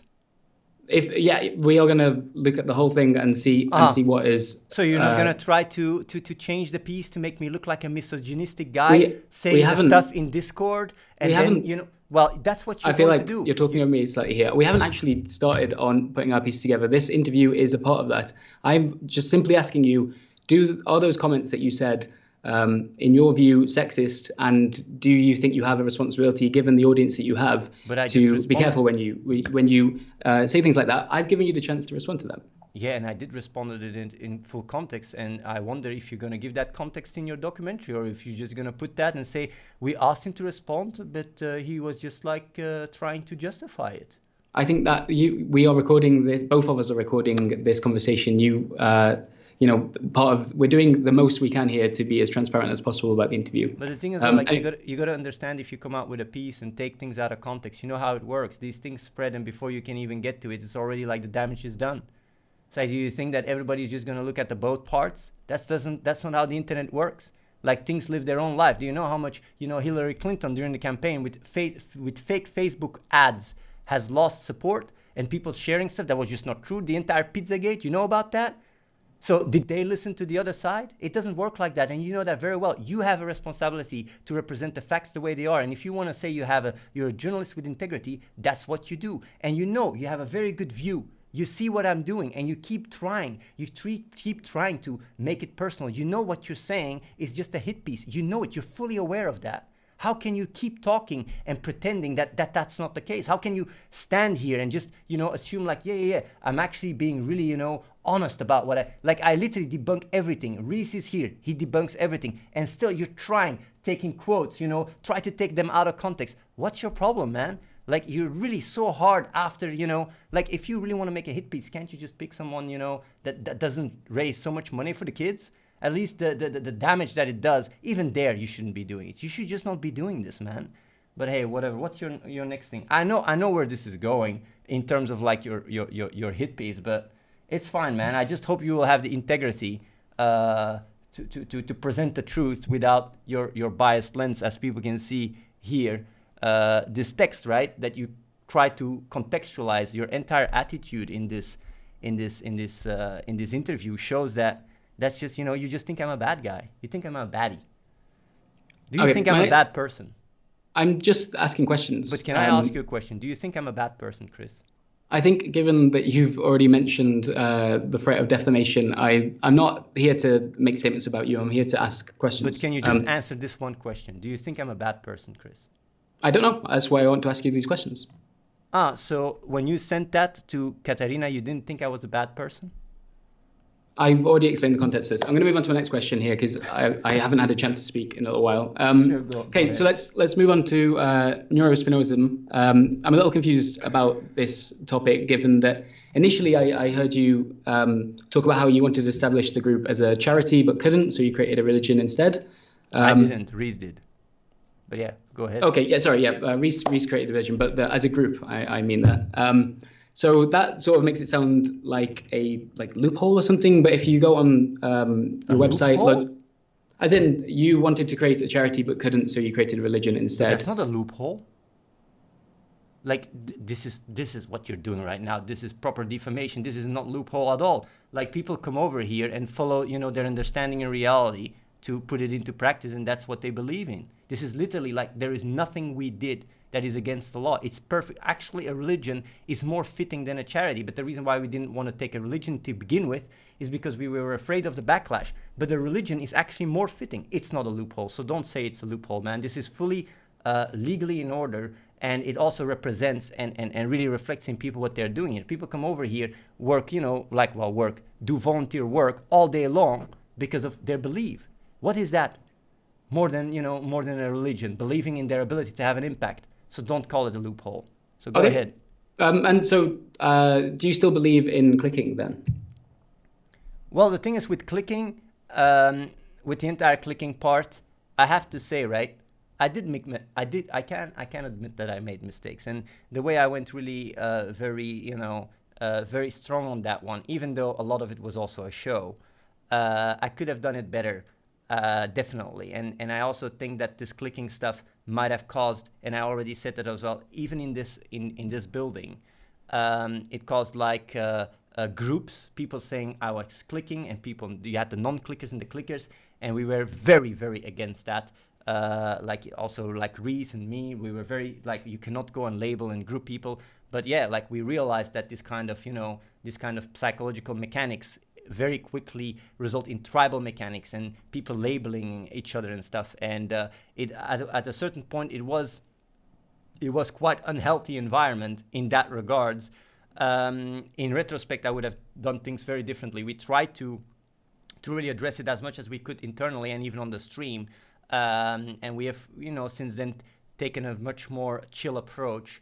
But the initial idea of clicking, it's not that I believe it. It's just like something that I think is just real.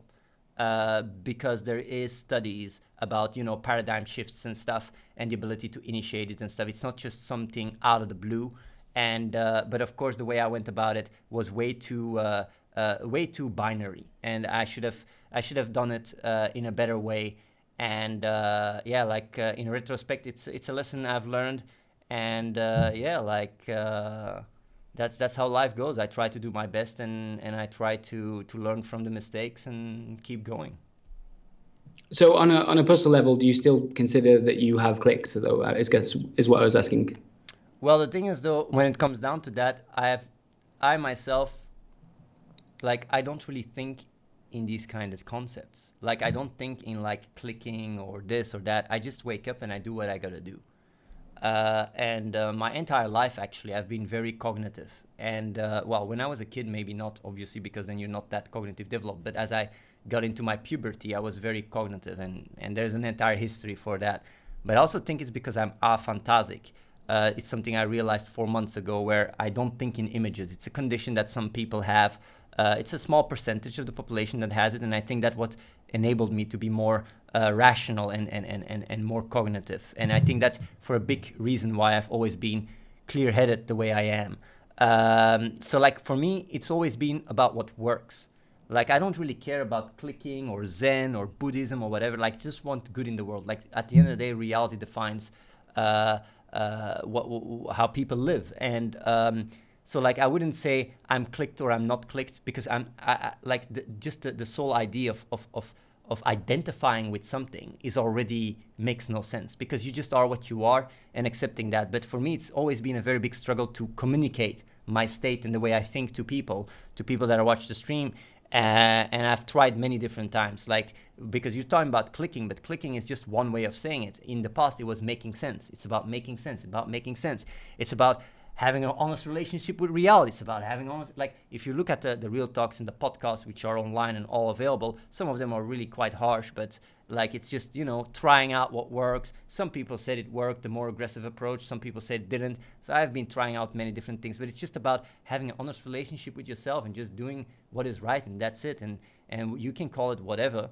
I wouldn't label it in any shape or form, unless it helps. If it helps people, I would say, yeah, like, whatever. If it doesn't help people, then also whatever. Like, but the sole idea of identifying with these things makes not so much sense, to be honest. Okay, so I noticed on your site, Logic Nation, which is partly used to direct people towards coming to work with you and trying to make the world a better place. Like the logicnation.org was something we created many years ago during the click era, but since then it's not even like the traffic there is almost nothing. Nobody goes there. Actually, when I direct people, it's to my podcast, not even Logic Nation. Well, clearly you did use it one point in a more substantial way, and it is still live at the moment. I noticed that on the front page of the site, there's an infographic that talks about the benefits of clicking, one of them being that your social anxiety or depression will gradually fade away, which will naturally improve your ability to find a partner. And elsewhere on the site, it says you'll be able to overcome addictions with ease, including a lack of desire to take drugs anymore as you achieve the state you were using them for. Do you think those statements are true? Well, I think at the time, based on our, because we had quite a big sample, right? We had a lot of people saying these things. And that's why we wrote it down, because we were like, oh yeah, these people are really, having a good time. Like it's having a really good effect, positive effect. Since then, a lot of people have, what do you call it? Fallen back, right? To their previous habits.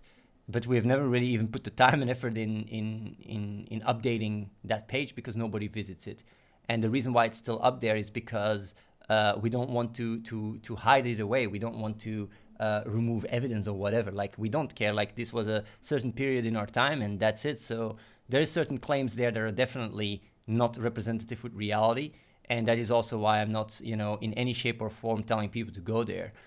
People can, people that are watching the stream right now can testify to that. If I say, like, to check something out, check out the podcast, it's logicnation.org. It's just like an old website, and that's all. So some things, there's quite some things there that is not accurate. Same with, like, some videos we put up on our YouTube channel since then have also been changed, certain claims I made. So, yeah.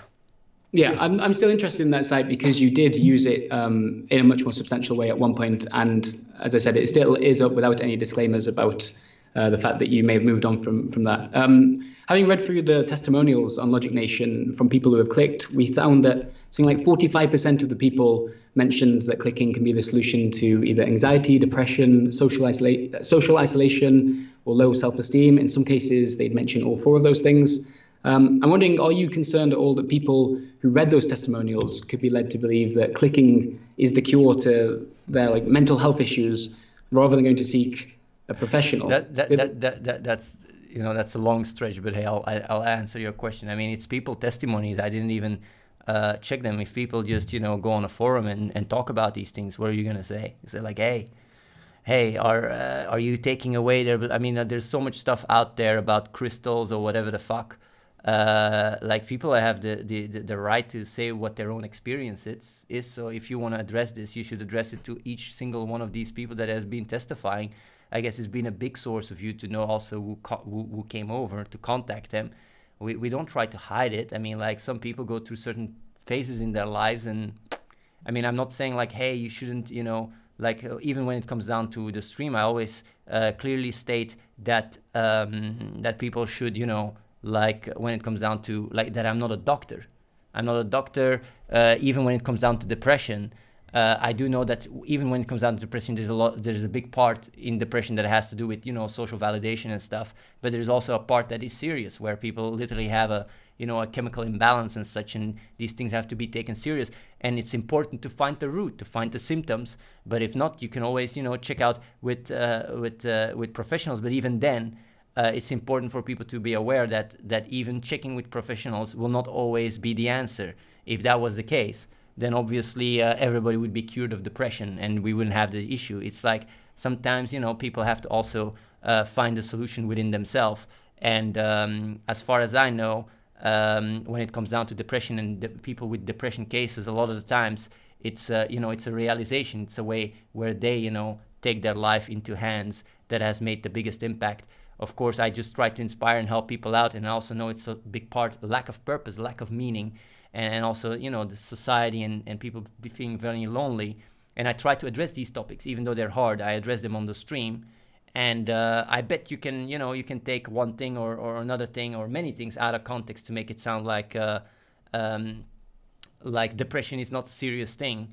But I can tell you depression is serious, although I do think in quite some cases it's not just, it's also used as an excuse. So, like, it's not just like, oh yeah, everyone that says they're depressed, it's really serious. Like, it's also being used as an excuse, but I also know people that are seriously depressed, and it's important to also know that you have to have this honest dialogue. so people are aware of the entire spectrum.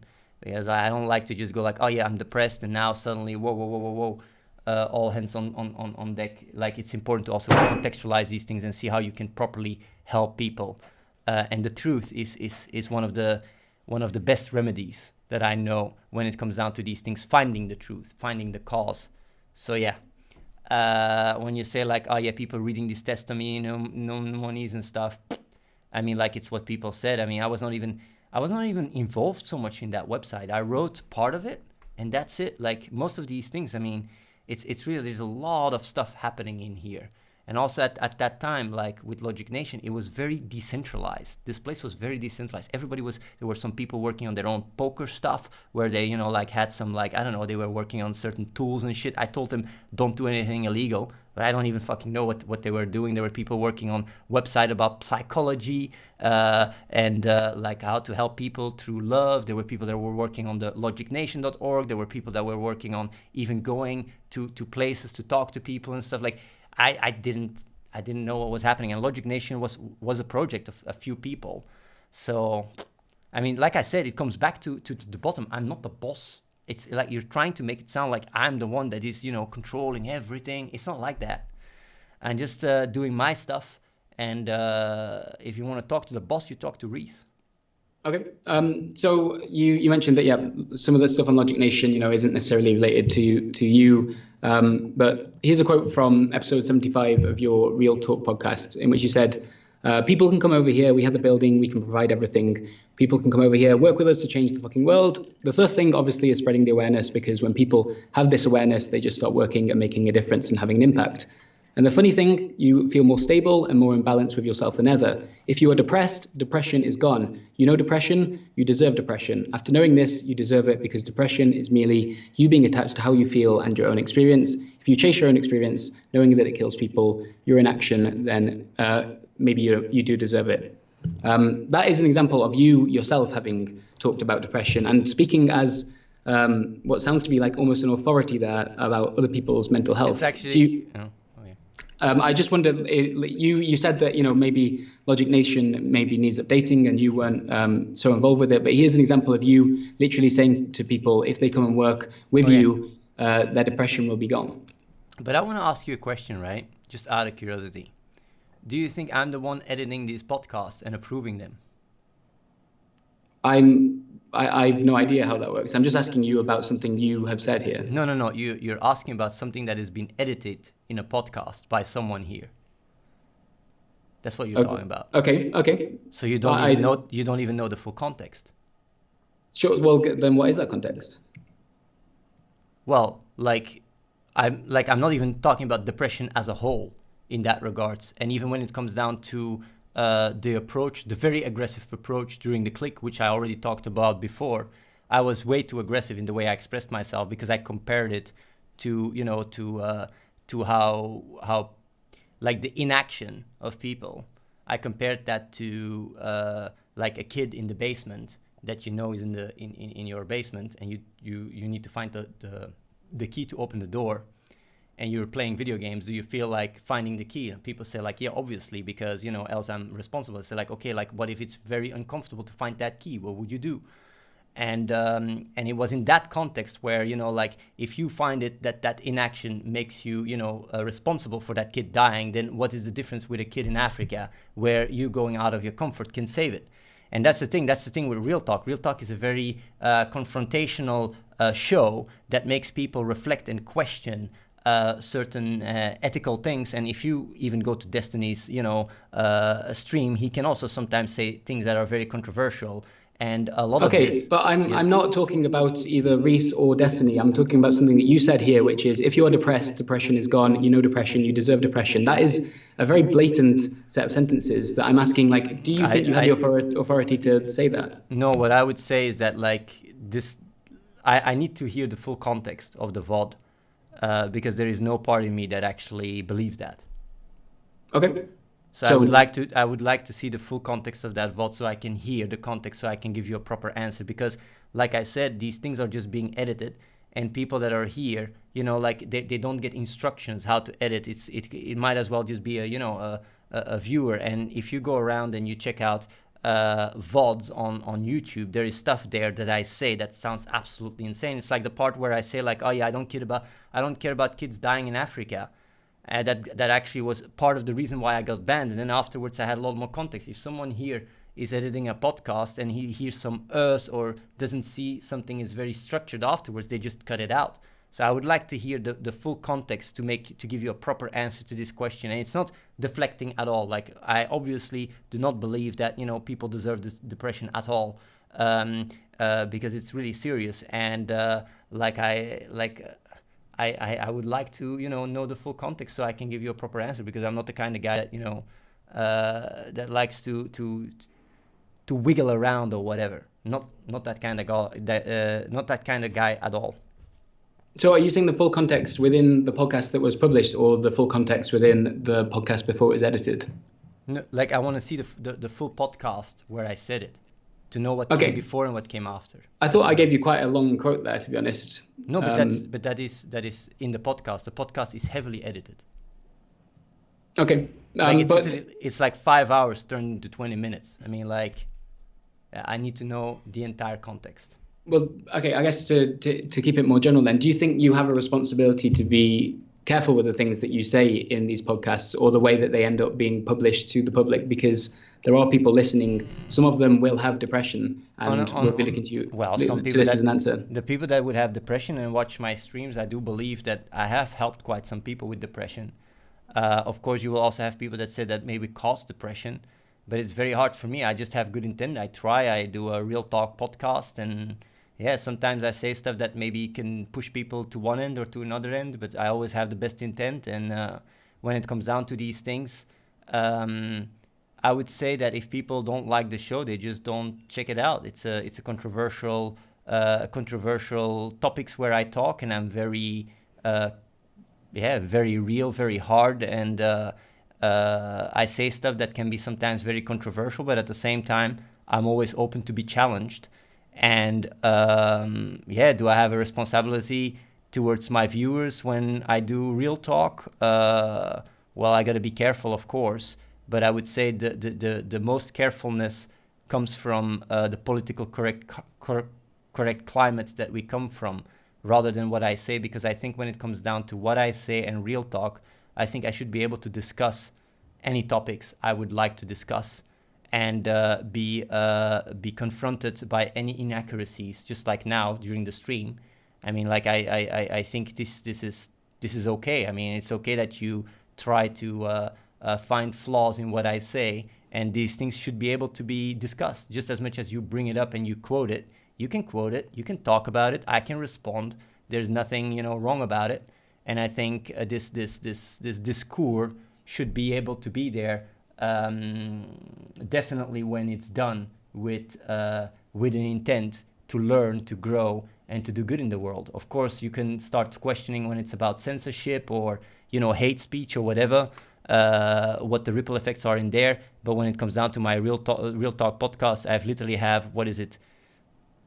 Maybe what is it, like 500 hours of podcasts, and this is the quote you can take out of it. Like, obviously, if you've listened to all the podcasts, you know my intent. You should know me better than anyone, and you know what you're doing.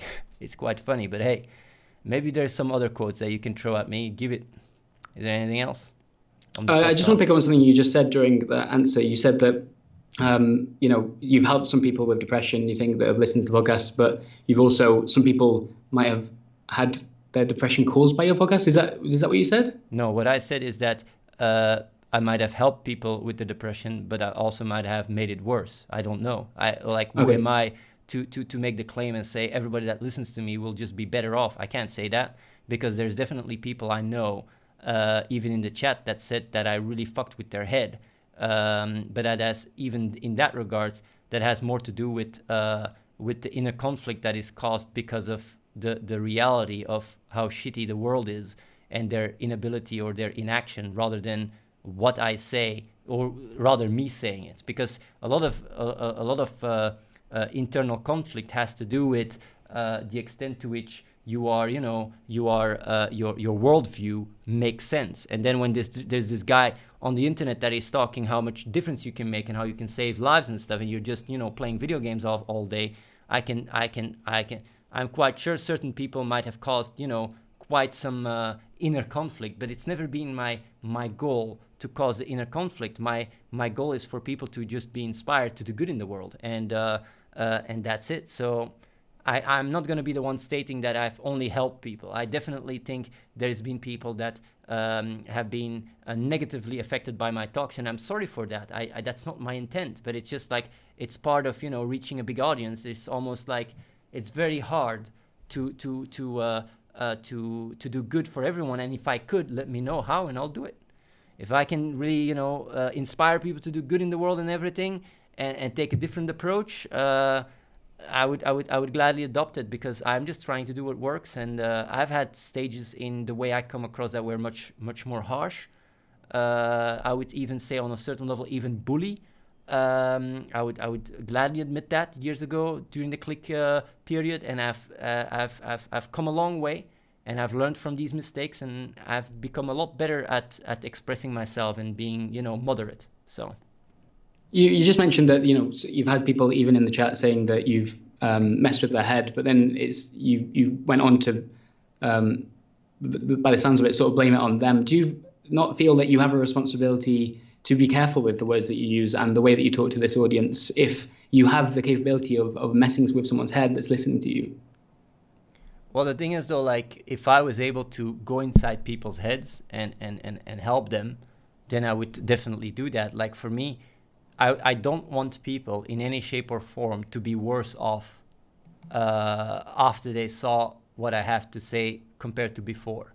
And the thing is, like, it's very hard for me to find the perfect balance, because everybody has their own configuration, their own experience, their own traumas, and it's very hard for me to navigate in a way that everybody would grow from the talks. But of course, like, when it comes down to the real talk I do, I'm very focused on the misery in the world, and I'm very focused on saving lives. So I would, like, when you ask this question to me, the best answer I can give you is the one where, like, if I would know better on how to go about things, I would do it.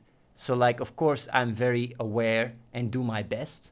But secondly, what is also very important is to see the bigger context, where what is it that I'm actually doing? What is it that I'm contributing to the world? And when you see my actual actions and the amount of, you know, and I'm not using this as a justification, I'm just giving it context. If you're talking about, like, harming people, right, then the one that is doing the most harm is you. I mean, you're literally trying to cancel me, going really out of your way to find little quotes left and right, while I'm literally, you know, reaching millions of kids. So if it's about caring about people's lives, I think what you are doing is a lot worse than me saying stuff maybe not in the right words at the right time, and someone that is watching the stream voluntarily might being hurt by it. Like what you're trying to do is you're trying to cancel one of the biggest philanthropists on the internet, and then you're trying to talk about caring about people. Like, seriously, man, I'm much more balanced and much more thought through about my actions and its consequences than you are. And everything, this entire talk, everything people see is a nice proof of that. So yeah, like, you can keep quoting certain things out of my past, 10 years I was on the internet, and try to twist things around. But if you truly care, and you listen to all the people that have actually talked to you and talked about the place, you know that you are just making things up. You know it, and you keep doing it. It's so fascinating. It's like, and then you're trying to have the moral high ground or something. It's so fascinating. Like, man, what you're doing is not cool. And I do my best, and I've made mistakes, definitely. But man, like, I've never made a mistake with the full intent to do harm, and that's what you're doing right now. You know what you're doing, and you keep going. Like, if I would know that I hurt people with what I say, I would change the way I go about things. If I would know a better way to express myself, I would adapt, I would change. And that's why I can also admit my mistakes. Like, but in your case, you just don't care. You just keep going. So yeah, go ahead. I don't think you actually answered my question, which was, you've said that people in your chat have said that, you know, you could mess with their head. And I asked you, do you think you have a responsibility to like be careful with the words you use if that's the case? I never actually heard a real answer to that question. Like, yes or no, do you think you have a Well, responsibility? I did answer your question very clearly. I said if I know that I can do things better, I will do so. I clearly say it. Like the responsibility of how people feel in the chat, that's a bit of a stretch, because like I don't know how, like am I responsible for how people interpret the stuff I say? It's a slippery slope to go there. So like that's why I wouldn't call it being responsible per se. I would rather say that if I have the knowledge of what potential damage I could cause to people, that I would have to internalize it to make sure that I reduce that pain, definitely, and I would do so, and I have been doing so for the past many years, and that's why my stream and my real talk has evolved quite a bit. The quotes you take are really from streams very long ago. I've really come a long way in the way I come across and the way I express myself, much more warm, much more understanding. So yeah, like I gave an answer to your question. So like it's an actual concrete answer to your question. So if you say like, are you responsible? It's like, what are you talking about? Like, I'm just trying to do my best. Like if someone, feels a certain way, because I said certain thing, because it triggered them because of their past experiences, am I responsible for that? I think that's a very big stretch. Okay. We noticed recently that your Logic Nation site actually went down for a little while and then has reappeared in the last day or two, I think. Yeah. Could you talk to me about some of the changes that have been made on that site? You know why I'm laughing? Do you want to know why? Sure. These are purpose 2 talking points. It's like the decentralized compound, like hating talking points that they fed you, and you're just saying them here. Actually, there is no changes. Everything is in there. You can go check it out. It's a perfect copy. So if we use webarchive.org and access an earlier version of the site, you can see that there is a link missing of examples of emotional videos. Oh, yeah? Can people go to that website and see if that's the case? If we go to webarchive.org. No, like go to logicnation.org and see if it's there. No, I'm asking about the changes that have been made. So that used to be on the site and now it's not, is what I'm saying. I'm asking. Is that the case? Yeah. Well, I can go to logicnation.org. I think you're missing what I'm asking here. That has been changed since clearly over the last few weeks that site has been altered. I'm asking, why was that part of the website removed? That part of the website is not removed, bro. Go check out the website. But hey. Oh, okay, right. Okay, so so here is a list of videos that include innocent children in Syria bombed to death while playing. A father finds his children among the dead. Father crying over his dead daughter bombed by Israel. These kind of things. That has been used seemingly to help people click. And it's still on the site. It doesn't have any disclaimer along with it. Like the entire click stuff, that's music from 2 or 3 years ago. We don't use any of that shit. Then why is the website still up? And why, if so, you said that maybe you want to keep it up so it looks like you don't want to look like you're hiding anything. Yes. Why is there no disclaimer on the site saying, hey, this stuff might not be real? Because people can clearly still find it. Because nobody's visiting it. You're the one that's visiting it because of the purpose 2 compound saying like, hey, there is a fire, hey, like nobody's visiting that website. We have statistics. Like, if nobody visits it, why would we even put resources in these things? And what would happen? People would just think like, hey, you're trying to hide it, even if we would remove it. You tried to take me on removing it. Now you see it there. Now you say like, where's the disclaimer? It's like seriously. So it was removed temporarily, and that's why I asked about that. No, that's not true. What happened was, since the website was down, right? What happened was we had to put it back up, but we didn't have a backup. So we needed to transfer everything, and it was taking a time. There was a guy here working on it, and it took a bit longer. And there was several stages in which they were updating the website.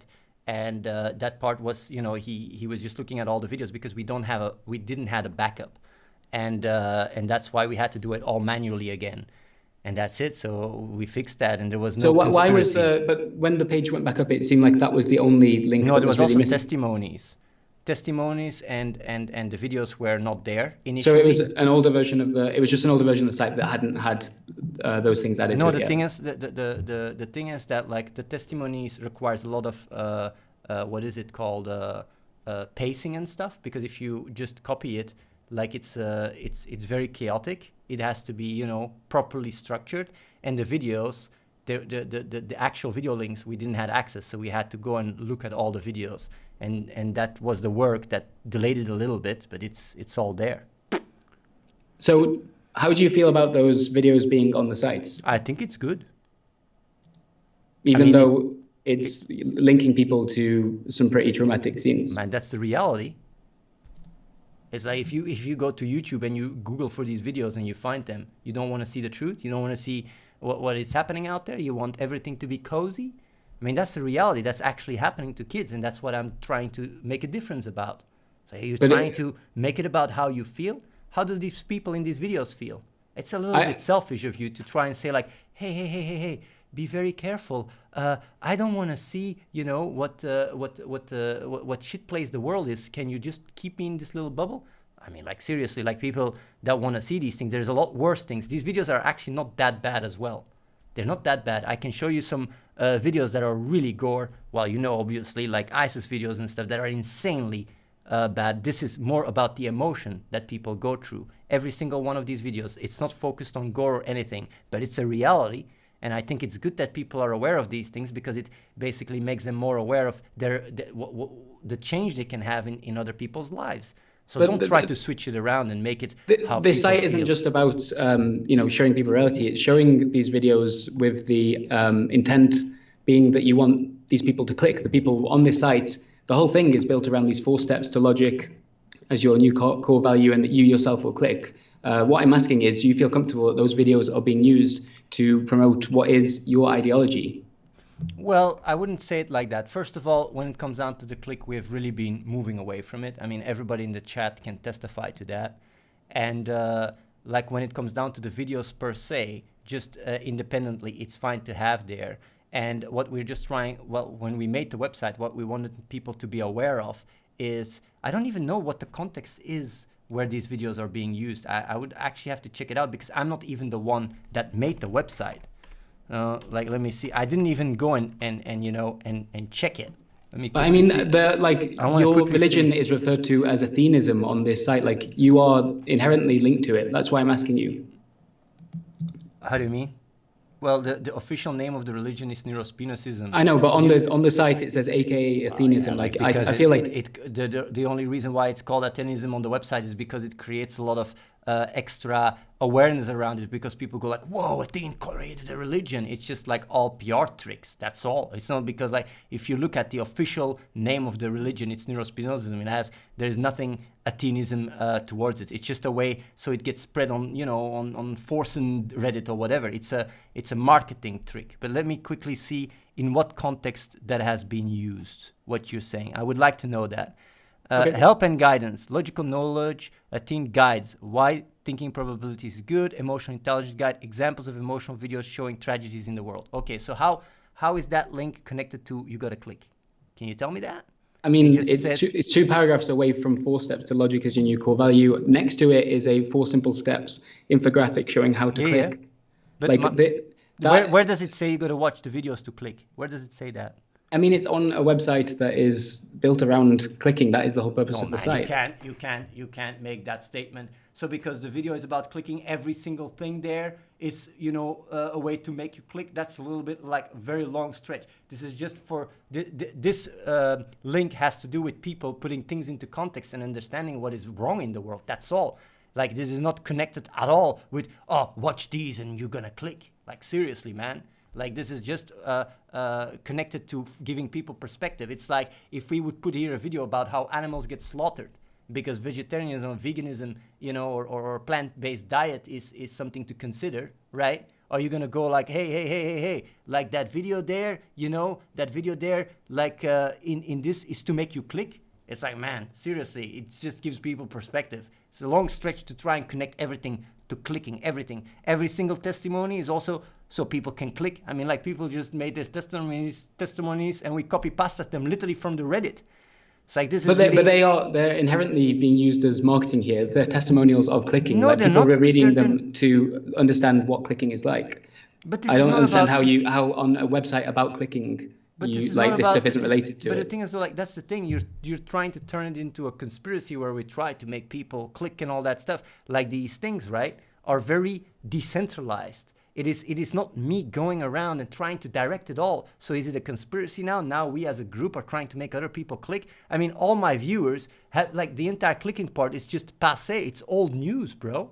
It's like, go and ask my entire chat. Every single one of them can testify. I don't talk about the click anymore. You're literally trying to fish, very, I know, very hard but- because you can't find anything. But you did at one point, and that doesn't mean that you aren't also responsible Well, for that. Like the neurospinozism is referred to as like AKA Athenism on this site. Like it seems But I kind already of explained. I already wild to me explained that you are completely distancing yourself from what's on this, But I'm not what is on the site and distantiating- how it's I'm not used. completely distantiating myself about this. You're trying to put things into my mouth and making it black and white.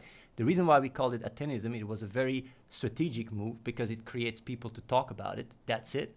And when it comes down to the website and all the testimonials and stuff, it's all decentralized. Was not even my project. It's like you got to understand, like, you have all these crazy ideas and conspiracies. If you would come over here and you would see how things goes, it's very chillax. I mean, everybody has their own thing. You think, like, I had time to even make that website? Like, people were putting stuff here all the time. I have no clue. There's a lot of shit like this link about, emotional videos of showing tragedies in the world. Do you know I didn't even know it was there on the website? I wasn't even aware of it. So you don't believe that you're responsible for what's on No, not on this at all. site? No, not at all. No. Okay. No way. I don't. It's not that I don't believe. It's just I am not responsible. I mean, I didn't even make it. People added all that stuff together, going saying like, "Oh, Athene, you did all of this." No, I didn't, man. The only part that I did was I wrote the making sense part. That's it. That's a quote from my book, Real Answers. That's it. I wasn't even involved in the website. I didn't even read it. Okay. I wanted to move on now to a couple of quotes from earlier this year on your Real Talk podcast, where you're talking about Save the Children. And the first quote is, well, the only reason why I raise money for Save the Children is because it gets multiplied by 10 and because it allows me to just talk about it as much as I want because I'm saving kids. So like a lot of it is brand as well. I'm just saying it. I'm not lying about it.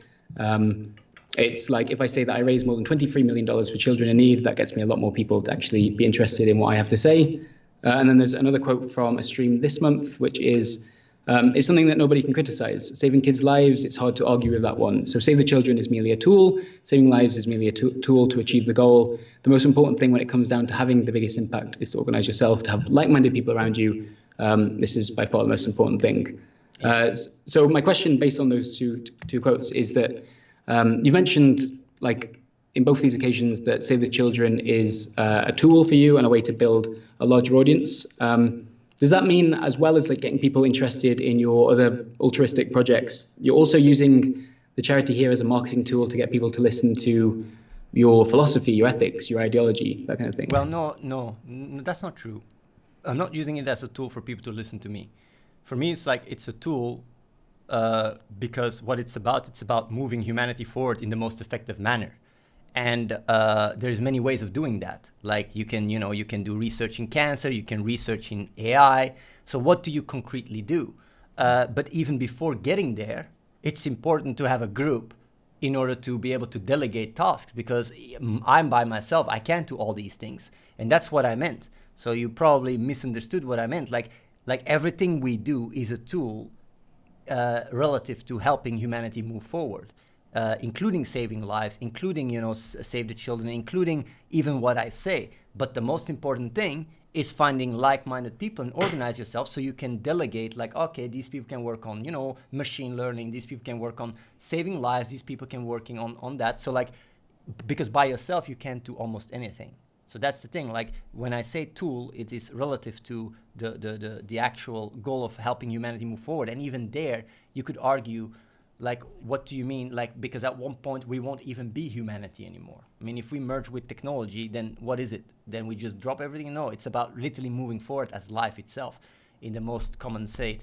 And in that regard, everything is a tool. I mean, even my life, my own existence is a tool for life to move forward, and that's it. And anything else is just some identity conditioned, flawed beliefs. I mean, we're just part of something bigger, and we just try to align with reality and move forward, and that's all. So it has, like, even my thoughts, my ideology, I wouldn't even call it ideologies, because even when I say these things, I mean, I say, like, people should think for themselves. Actually, all the stuff that I say is quite common sense, a lot of it. So sometimes I'm baffled that I even have to say the things that I say, but at the end of the day, it's about action. It's not so much about what I say. It's about what people do. And we've become also a lot more action-oriented. That's why I don't even care about the click, because the click was very mindset-oriented. It doesn't work. What works way better is action orientation. And in that regards, yeah, like it is about, organizing yourself and in a decentralized manner, not in a centralized one. Because a centralized one, what if it's built all around me, hypothetically? What if I die? Then what? So, like, it has to be decentralized and be able to scale. Okay. So moving on to the way in which your group is actually structured. Just as a second question, why did you opt to recruit volunteers rather than having sort of paid employees in the very early days? The main reason why is because intent. Like, it's about doing good in the world because you care about doing good in the world. And when money is involved, based on my own experience, even in the past, things can get very, very wonky. And it makes sure that people are really idealistic. Like, I myself, for example, right? I'm literally the poorest guy in this entire building. I have nothing. Why? Why am I doing what I'm doing? Why am I so driven, even though I own nothing? Even my phone, right? It's not mine. I borrow it from Reese. So, like, in that regards, like, it's a very powerful way of seeing people's true intent, because if we start throwing money, then you have stuff like Save the Children CEO that is getting paid I don't know how much money, and you get all that stuff, and you got people, coming for the wrong reasons, just taking their paycheck. Right now, we just know when people come over, they have true intent, and that's why religion framework is so powerful, because when you go pray in the church, right, you don't assume to get paid by the priest or anything. It's just a way of expressing your belief and your faith. We just do it in a much more empirical way, where it's measurable and the impact is measurable, and a lot of other religions do it in different ways. So yeah, it's just it's a very powerful framework, because it also attracts people that are financially independent as well. Yeah, that's it. Yeah, so to be clear, like, you don't want people to come and work for you because they want to get rich. You want them to come work with you because they care about the idea that you're pursuing. Yes, that is always been the fundamental foundation. Although I have to say that, before you start quoting me on it, I do troll around on the stream about getting rich and shit, but that is always in a funny context, because when we get contacted, right, even like what it leads to, sometimes people applying with us really thinking they're just going to get rich here, that stuff gets completely destroyed, that ID in the application process, because we don't want people that come over here because they want to get rich. It doesn't work. Okay.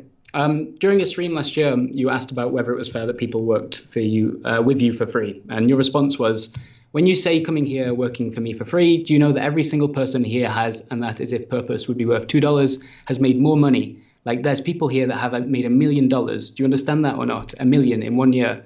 Pretty good deal. If you could make $1 million in 1 year, would you do it? So where is the working for free? Doesn't that clash with what you've just said? No, not at all. Like, if people have pure intent and come with the right reasons, then, if they then manage to build a strong financial independence on top of it, then, good for them. It's not one or the other. It's like when it comes down to me, I just, do stuff completely for free. And I don't need any of that security or financial independence. And even people that came over here, their intent wasn't that either.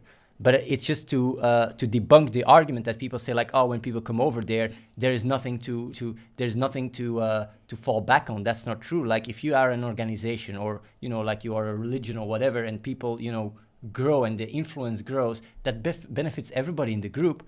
And I just want to make that clear, that it's not just like, oh, people come and work for free for me, because that's just not how it is. That just makes no sense. And also, when it comes down to that, like I said, if people work for someone, it's for Reese, because I ain't making jack shit. He's taking all the money. So you should ask that question to Reese. Like, hey, how do you feel about everybody working their ass off to fill your bank account? Yeah, I'm just interested in that. I feel like those two things do clash. You said that you don't want people coming to work for you because they want to like make money, and yet like last year you're on a stream saying that some of the people working with you are becoming millionaires. That sounds to me like you're encouraging people to come and live and work with you in order to also become millionaires. No, that's not true. That's not true at all. That's taken out of context. There's no part of me that wants to attract people because they want to become millionaires, because these people won't do shit here anyway. They would just be here and thinking, where's my money? It doesn't work. Like the best way of people working out here is if they are, if they have an idealistic goal, they want to do good in the world. Because man, the amount of people that came over and left, it's crazy. It's like there is no, like we have a really good view on what works and what doesn't work. And when I address these things on the stream, right, it's mainly haters that try to make it sound like everybody here is just, their life is ruined, but that's not true. There's also quite some people that left the place with tons of purpose and are actually using that as a financial independence, and they never got their purpose threatened or whatever it is, because that's also, some people contacted me saying that was the questions you were asking them. It's not like that. People don't get threatened. Like all these stories about crypto that you heard come from this one anonymous source, or this couple that literally stole $20,000 from us, and that's it. They just make shit up. But yeah, like it's not like that. I don't try to get people here to make them rich. Of course, if they want to get into purpose or whatever, that's up to them. If they believe in the project. But at the end of the day, I mean, I'm just looking at the numbers and making people aware of it. Nothing more, nothing less. I'm not saying people, hey, come here and become a millionaire. But yeah, people that trusted the place and went with it, they are doing really well. I mean, that's just a fact. It's just my way of responding to people making these kind of claims on this chat. Okay. Earlier that same month on another stream, you said this in relation to the cryptocurrencies. First of all, the only reason why per person Doobie has any value is because of us. We can hard fork it whenever we want, and we can choose who gets what. We're always in control. You might say, Athene, I don't like that. It is what it is. And if people act cocky, I can just remove them. That sounds... What was the last thing? And if people act cocky, I can just remove them. What? Can you go even further? So it says, first of all, the only reason why Purpose and Doobie has any value is because of us. We can hard fork it whenever we want, and we can choose who gets what. We're always in control. You might say, Athene, I don't like that. It is what it is. And if people act cocky, I can just remove them. That is definitely that people are cocky, I can just remove them. What came after that? I'm not entirely sure. Do you want me to give you the source for that? I would like to know. Because we don't remove people for being cocky. That's not the case. I said probably if people are cocky or whatever, you can just sell your purpose.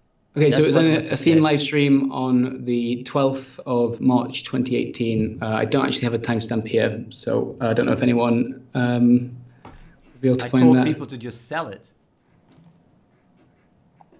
Let me see.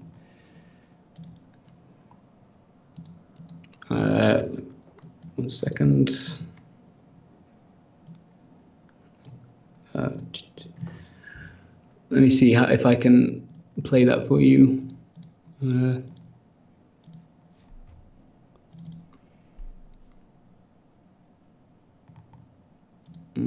the context of crypto whales.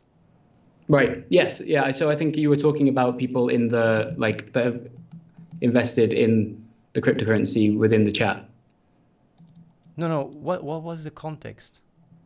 Again, let me find the.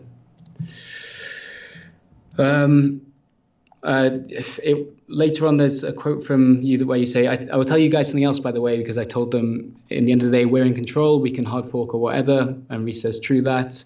You also say, I don't even need to hard fork. You might say, like, why? Because I have 1 billion purpose. I can increase every purpose by 100, except the people I don't like. Do you understand that?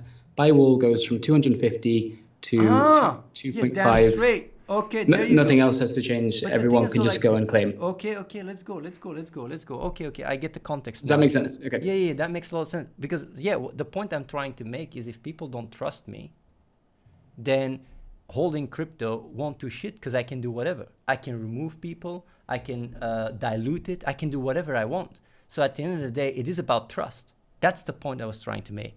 I knew there was something taken out of context. It's about the fact that if you go into a coin or whatever, or crypto, and you don't trust the people that are behind it, then why do you get into it to begin with? Because the value is only provided by what people do here. And it doesn't matter. I'm like the place. I talk in the me form, but it's actually the people here. If we discuss and we decide, we could literally, dilute everyone and do whatever the fuck. So it is, at the end of the day, a relationship, a trust relationship, and the coin itself has no value. So that's what I meant. Okay, there you go. I knew it. I like to hear these things because I was like, what is that? If you just quote me like that, it sounds like that I'm threatening people. But no. It was just to make a point that if people don't trust me, I can do whatever the fuck I want anyway. So, and obviously, I'm not doing that. Would that not mean then, if you did have a problem with someone in your group who is potentially a crypto millionaire because of purpose, doesn't that mean that you could affect their fortune if you wanted to? You could make it worthless. Isn't that what you're saying here? That you have control over that? It's not possible, and let me tell you why. Because it's not me that is running the show. Like these things, like even this fork, right, was discussed by many people. Like you got to know these things get integrated, get implemented. Other people have to do it. I'm not the one that is in control of all the website, the decentralized exchange and all that stuff. Like these decisions are made collectively. And if I go around and say like, oh, let's fork that guy because I don't like him, or fork that guy because I don't like him, then it would collapse. Like it doesn't even work. People would just say, fuck you. Reese would tell me like, fuck off. He would just say like, he would just send me away. That's the thing. That's where a lot of stuff that you say doesn't make sense. I'm not the one that is a dictator in this place. Like so you're saying that Reese could do that if he felt that way towards someone. No, if he wanted to punish someone, he could. No, he wouldn't be able to do so either because he needs approval from the people that are, making the website and stuff. He's not going around. Everybody's volunteer here. There is no like hierarchy where the boss says to people, you do that, and the guy goes like, yeah, everybody's self-critical thinking. If you go to someone and say like, let's fork that guy out, he will say, why? Why? Why do I have to fork him out? I'm not gonna start working on that. If I go downstairs and I say like, let's go and make something illegal or whatever, you think they would just go like, yes, master? No, they would say, the fuck, are you crazy? I don't want to put myself in problem.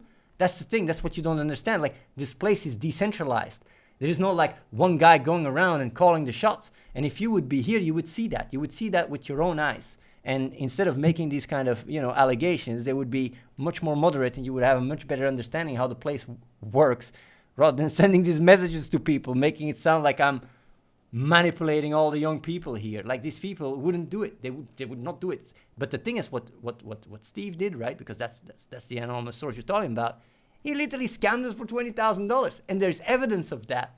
Even on the blockchain. It's beautiful. We can literally show you. When you're here, we can show you the proof. So you can check it out for yourself. It's like he just robbed us. Like if we get robbed by 20K and I go down, like, and Reese go downstairs and say like, hey, let's fork him out. So go like, why? Literally, 3 people said why immediately. He stole 20K. They were like, what the fuck? I don't believe it. We showed the evidence. Holy shit. So Steve is someone that used to be a volunteer with you guys, and so left at some point. You were claiming that he stole this money, and then claiming? I have proof. So what? Could you talk me through it now? Like you mentioned the evidence. What was the like? How do you know that he stole it? How do you define steal in this case? Like what happened? Okay, so we have logs, right? Skype logs where he actually says that he's going to pay us back. And then we keep asking and nothing anymore. And you see on the blockchain, you can follow every transaction, his address, selling all his doobie into the buy wall, taking the ether, which is still on his address, by the way. We have all that evidence. And we can just give it to you. I'm not a crypto expert here, so sort of layman terms. Maybe, like how? Okay, how, wait. I want to say something. You're not a crypto expert yet. You don't mind claiming in the mail that I'm using crypto to, you know, to to blackmail people or whatever, and you're not a crypto expert. Maybe you should read up on it before you make these claims, sending it to people. Don't you think so?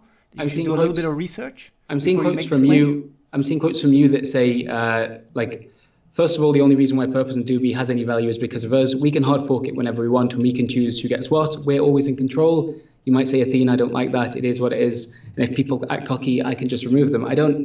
That to me suggests that you could do that. No. You could remove someone's cryptocurrency. You've just said that yourself that you can't.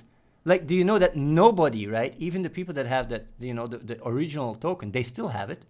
They are still able to trade it as well, but nobody wants it. Why does nobody want it?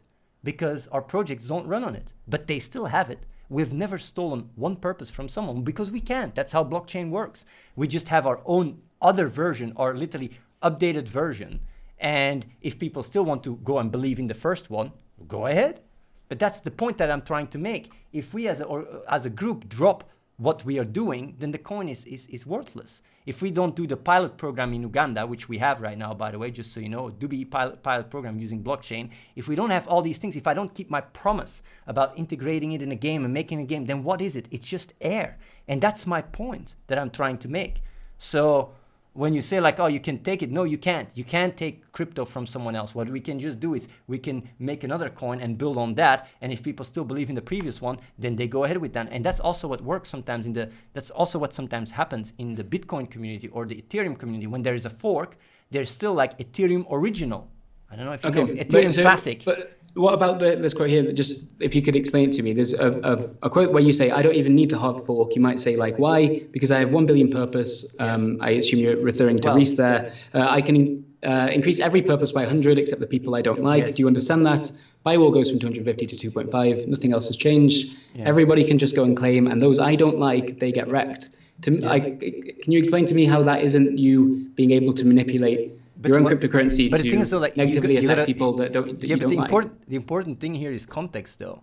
The point that I'm trying to make is if you don't trust me, then don't get involved. And I also said straight after that, I said, sell. If you don't trust me, sell. Please sell. I'd be glad. Like even now, I said, anyone that doesn't trust what we're doing here, go and sell. Go ahead. Go sell. That's all what I'm saying. Go sell. Have fun. But it's not all that you're saying. You're also saying those I don't like, they get wrecked. But that to me reads like you're threatening people that you don't like. It's in the context of if you don't trust me, I can do that. That's what I mean. If I can do that, I can literally, go and say I don't like you, I don't like you, I don't like you. Now I just, inflate everything. Like if you are a malicious person that think that I'm not trustable, you should just not get involved. And I'm just trying to make that point super clear by saying that. That's all I'm trying to do. It's a hyperbole. Is hyperbole the right word? It's a hypothetical where people think that I have malicious intent. If I have malicious intent, then you shouldn't get involved. And you should just not even touch it. If you trust what we do, it's another story. Because look what I can do. Look what I'm capable of doing. Because certain people, sometimes they think crypto is safety. They just think like, if I have crypto, nobody can take it away. I'm just making clear that's not the case. I mean, that's just air in your head. You're trusting what we're doing. If you don't trust us, then you shouldn't even get involved to begin with. That's all I'm saying. If we could talk about the compound itself, how expensive is, the place that you run? I don't know exactly what to call 15,000 euros a month. That's how much it costs to run each month. To what? To run everything. Yeah, yes. To keep it going. Yes. Okay. So on a stream last year, you were talking about your group's finances, and you said, do you know that I'm the top earner on Twitch? Do you realize that or not? I make more money than Ninja. I can make $1 million a month. There's nobody that can make so much money. Of course, yeah, it's with the crypto and stuff. I'm not just focusing on cash at all because we have enough. We can literally keep this place running for 10 years without having to bring in a dime. Like if it costs $15,000 a month, multiply that by 10 years, that suggests that you have upwards of $1.5 million set aside to fund this place. I understand. Is that bank account, that finance is in Reese's name, right? Yes. So does that mean Reese is now a Millionaire? Like what is the setup there? Reese is damn sure a millionaire. Yeah, he is. And so is that money mostly has been earned through the cryptocurrency projects, right? Well, it's most of it is crypto, but also we had a lot of donations on my stream, and but the majority is the combination of cryptocurrency. everything. Basically, it's a combination of everything. Our YouTube channel, everything basically. Yeah. Okay. And those cryptocurrencies were worked on not just by you and Reese, but also everyone on that team. What do you mean with that? I guess I'm asking, this money is potentially, it's all with Reese, right? It's under his name, even though like... Reese is the guy that gets all the cash. Mm-hmm. So in a sense, you could say that he's, if you want to make a baddie about someone, then he's the one, taking advantage of me right now as well, because I'm working my ass off and everything goes to Reese. Everything. Even my poker money, when I earned more than 300K, I gave it all to Reese. So yeah, he's real good. He's real good at, if there is a manipulator in the equation, then he's the mastermind, because he's taking all the cash. I have nothing. Mm-hmm. What would be to stop Reese and perhaps yourself from shutting down the whole thing and walking away from it? Just Reese. Well, okay. Well, then just Reese. What's to stop Reese from potentially shutting this whole thing down and walking away with what sounds like more than $1.5 million? Nothing. Do you think there's a problem with that? No, it's part of life, man. It's like just part of life. It's like, I would say, if you ask this question, right? And I'm going to give another example. Let's say you have a daughter, right? What stops the father from walking away? I think that's a lot worse than Reese walking away. At the end of the day, it's always about trust and the extent to which you believe in people's good. So yeah, of course it can happen. And it does happen, and it's a lesson learned, and it is what it is, and I just move on. I've already gotten backstabbed many times, but still giving up on the hope of the good in people is still worse for me than getting scammed now and again. And yeah, it can happen. And even lawyers, by the way, because a lot of lawyers, we literally have 6 lawyer firms in 6 different countries. Well, Reese has. Also said, like, but this guy, does he realize that he's getting nothing? And Reese just explains the situation. They think I'm crazy. They think like, but what if you walk away? He has no foot to stand on. And they just say like, yeah, he just, he just keeps doing what he's doing. And that's the thing, like, that's the way I am, man. Like, I just go through life and I believe in the good in people. And that's why, yeah, this can happen and it is what it is. And I'll just, make the best out of it. But in the meantime, I won't regret a single thing I did, because looking back, we've raised more than $25 million for children in need. We've brought people together to work on projects. And we've done a lot of good, and it's just the price I have to pay for in case someone backstabs me. It just is what it is. That's life. But I guess I'm not just talking about the effect it would have on you. I'm also talking about the few hundred volunteers that have also contributed to this group over the years. It's their relationship with Reese. I mean, it's just like with me. I just keep going and do what I believe is right, and they do the same. And if that happens, then it's about the people that manage to stick together after such a thing happens, because it would be a big hit, but it is what it is. See how we come out of it and move on and keep going. So yeah, like, it's all there. Like, people know it. Everybody that is here knows that I don't have a bank account, that Reese is the money man. Mm-hmm. We even market it as such. So if people have an issue with it, they can always bring it up to Reese, not even to me, because I'm not even the one I'm not even the one that owns any funds, and that's between them and Reese. So yeah. Would it not be better to have an organization set up where that's not possible? Like, for example, if you were running a charity rather than a religion, the person operating the charity can't walk away with the finances. That's just not legally possible. Whereas your setup has allowed for that. Would it not be in your interest to set something up that makes that an impossibility, that the money, the finances that have been raised belong to the Singularity group as a whole, like your group as a whole, rather than one individual?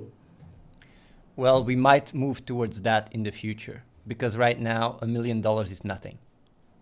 Like, if we have billions, sure, we can move to a more organized setup.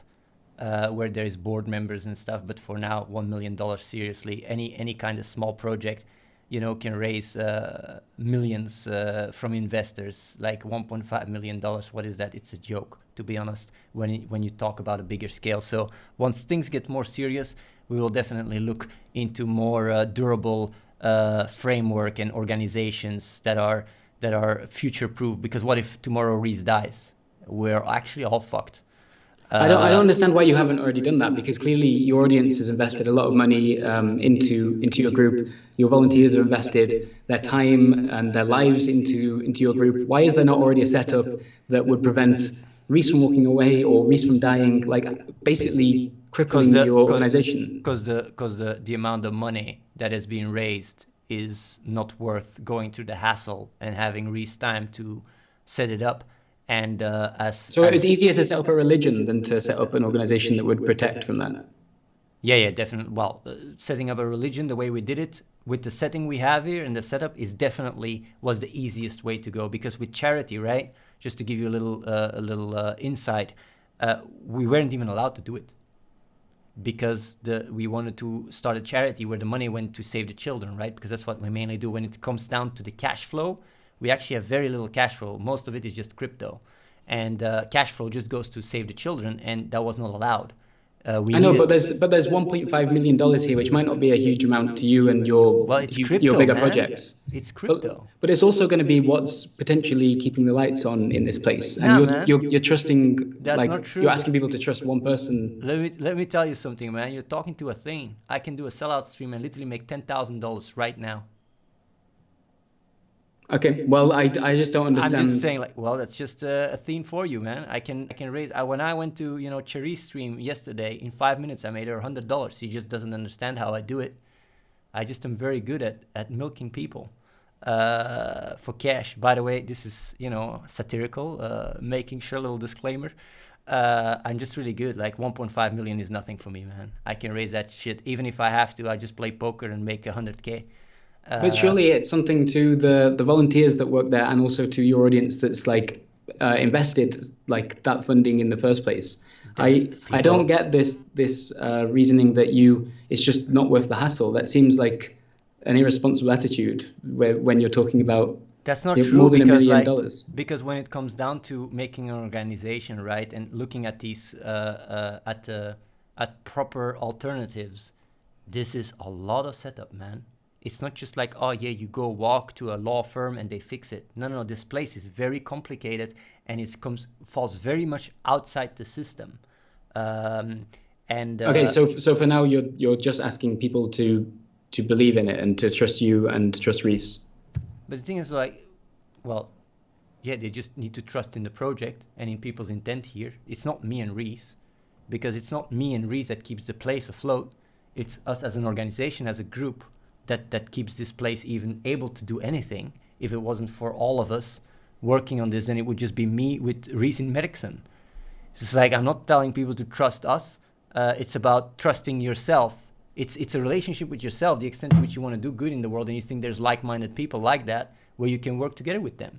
So it's not so much about trusting me or Reese. They got to trust in their own willingness to do good and go about it in a way where they put their comfort aside and just put their effort in helping things that are way more important than your own comfort, to put it that way. That's the relationship. It's not the relationship with us, and that's why the place works. I mean, if it was a relationship with me or with Reese, then this place wouldn't work, and then a lot of what you say would be accurate. But I already stated it before and many times.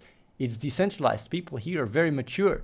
There's people that came over here that are successful, that have launched many different games that were, close to millionaire. I know, but the money itself that you've raised isn't decentralized. It's centralized in Reese's bank account by the sounds of things. Like, I don't. The money that I understand. The money that I raise, because I'm the one raising all the cash. So you're asking this question to me, right? Yeah, but the group that you are working with are all working towards this project. I'm the guy that is raising all the cash, though.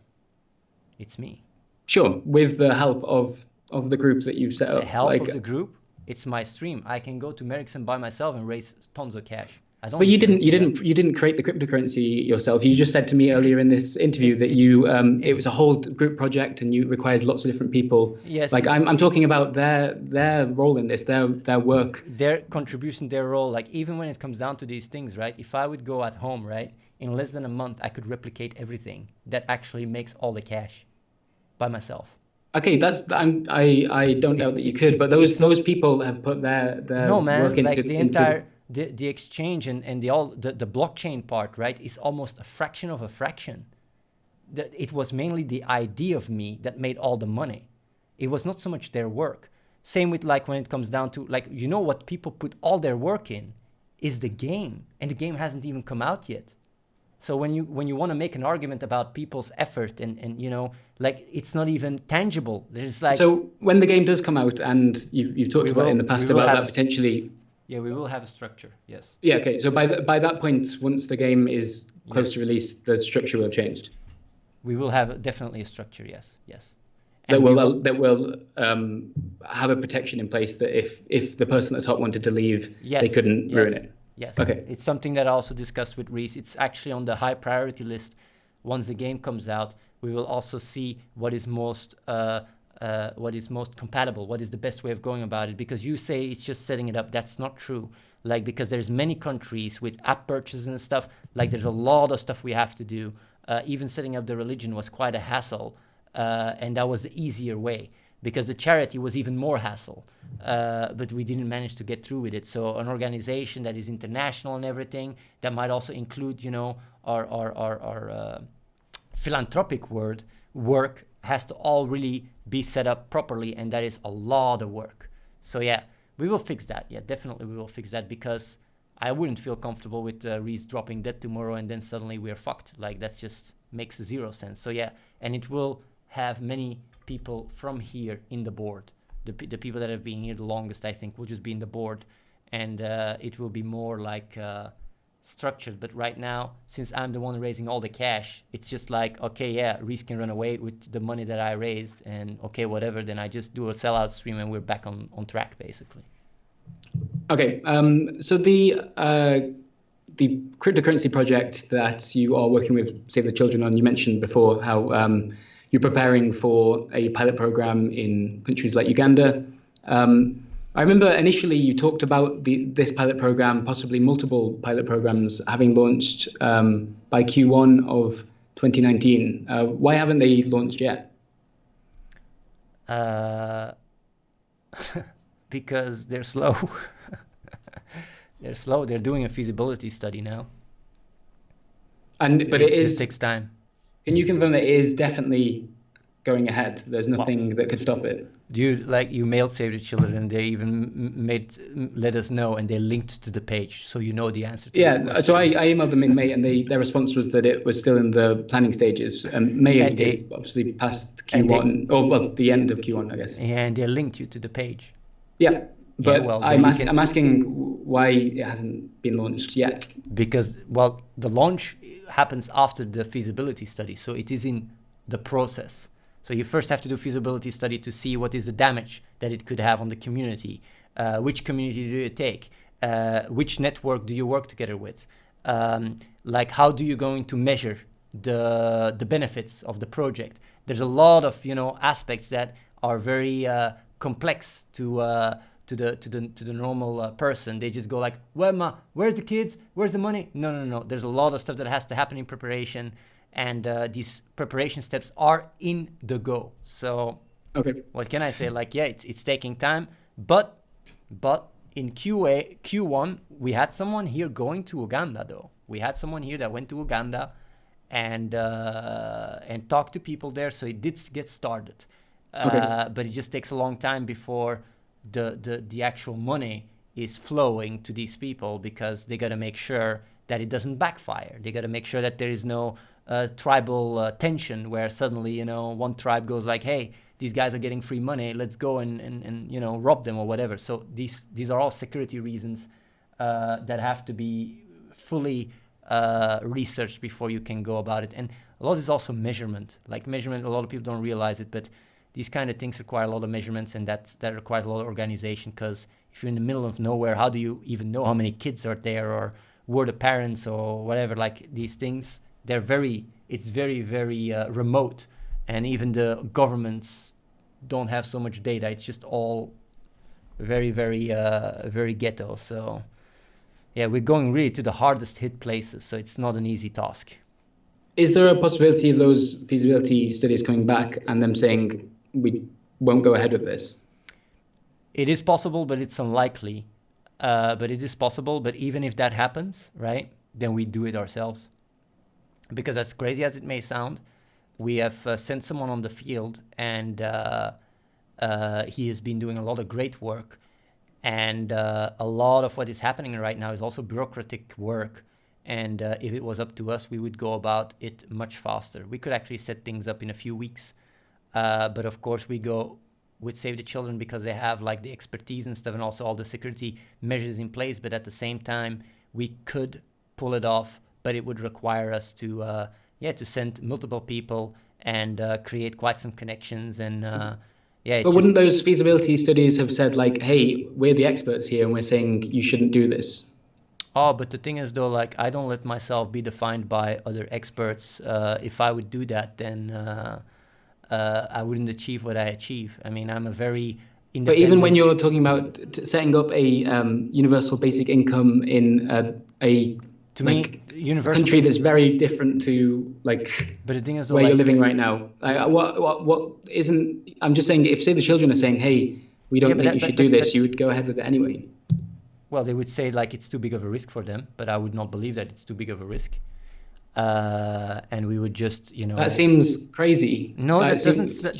Like, Save the Children have got years of experience of providing like systems like this, where and maybe not necessarily with cryptocurrency, but with tokens in towns, right? It's quite funny how you really try harding to try and find something, but like it's important to listen to what I say, because if you listen for it and think for yourself for 5 minutes, you would realize, okay, he makes a good point. Direct cash giving, right, is something that even smaller groups have done in places like Uganda. Actually, in Belgium, there's even an article about it that you can look up, where one guy or two guys went to a local village and gave cash to people there.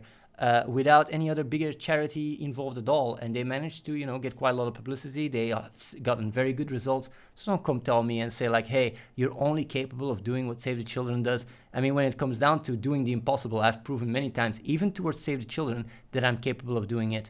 And I'm just a visionary. Like, if Elon Musk would believe experts when it comes down to his vision, he would never, there's a lot of things he wouldn't have done, and because people called him crazy, like the way he does with the rockets and going back on their platforms, and what the amount of progress he has brought to electric cars. Sometimes you need a visionary to push what people think is impossible and make it possible, and that's what I do. And it's not, by the way, about universal basic income. It's about helping extreme poverty areas. Because universal basic income is, it's of course you could say like it is basic income, but universal, that is way too ambitious. I cannot. Okay, I was just using your own terminology there. I guess the thing I'm asking is like, you're saying that if like Save the Children came to you and said don't do this, you're saying that you would do it anyway. No, they will not come to me and say don't do this.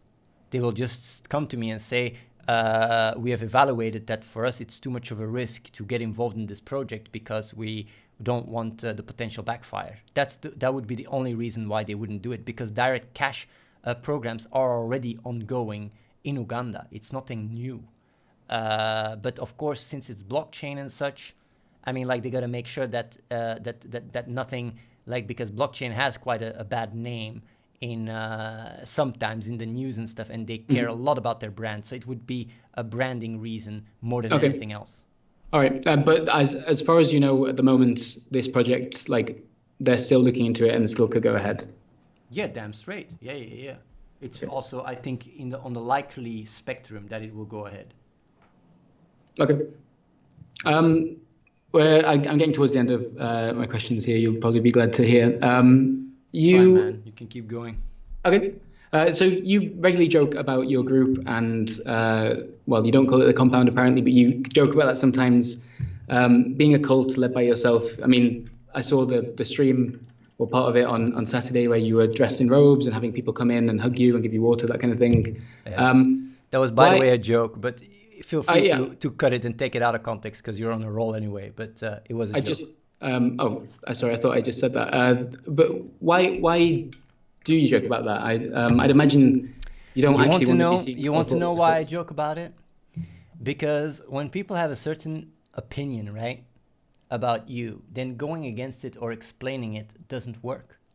They just start believing even more into it. There's even studies about it. So the best way for us to even respond to all these false accusations and allegations is having a good laugh at it. Although I have to say that I have at the same time dialed back a lot in that regards, because it also is what got us banned last time. We were joking so much, saying that we were scammers on the stream and milking people and all that stuff, and people were starting to take it out of context, and VODs, little clips got spread, making it look like we were scamming people in their face, even though if you think about it for 2 seconds, it's absolutely absurd. And that's why we dialed that back a little bit. But the cult thing, it's so obvious that we were like, okay, man, like Nolan came flexing and hugging me. I thought like, okay, maybe that will make it very clear that it's a joke. But even then, it's hard. Even then. And the thing is, like, I would like to do a little bit more satirical jokes left and right. But yeah, I do know that sometimes maybe I overestimate people's ability to trace humor, and it's getting worse and worse. But at the same time, the core of my audience really appreciates this type of, joke. And I always try to do it within the realm of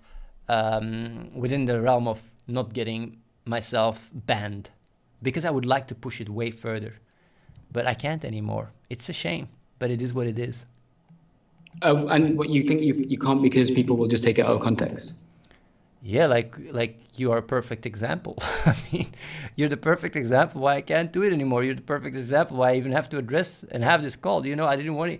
If we go 5 years back, I wouldn't even have tweeted you. I wouldn't have given you all this time and addressed all your really absurd questions. I wouldn't address it. I would just literally troll the shit out of you. I would just have a laugh with you. But I can't do that anymore because I can get canceled. It's the reality we live in, and I have to adapt. And that's why I went on the Raw show. That's why I went on the Destiny show, to bring awareness around the potential of you coming out with a piece, taking things out of context, and and having the consequences of us getting shut down. We can't have that. And that's why I did what I did.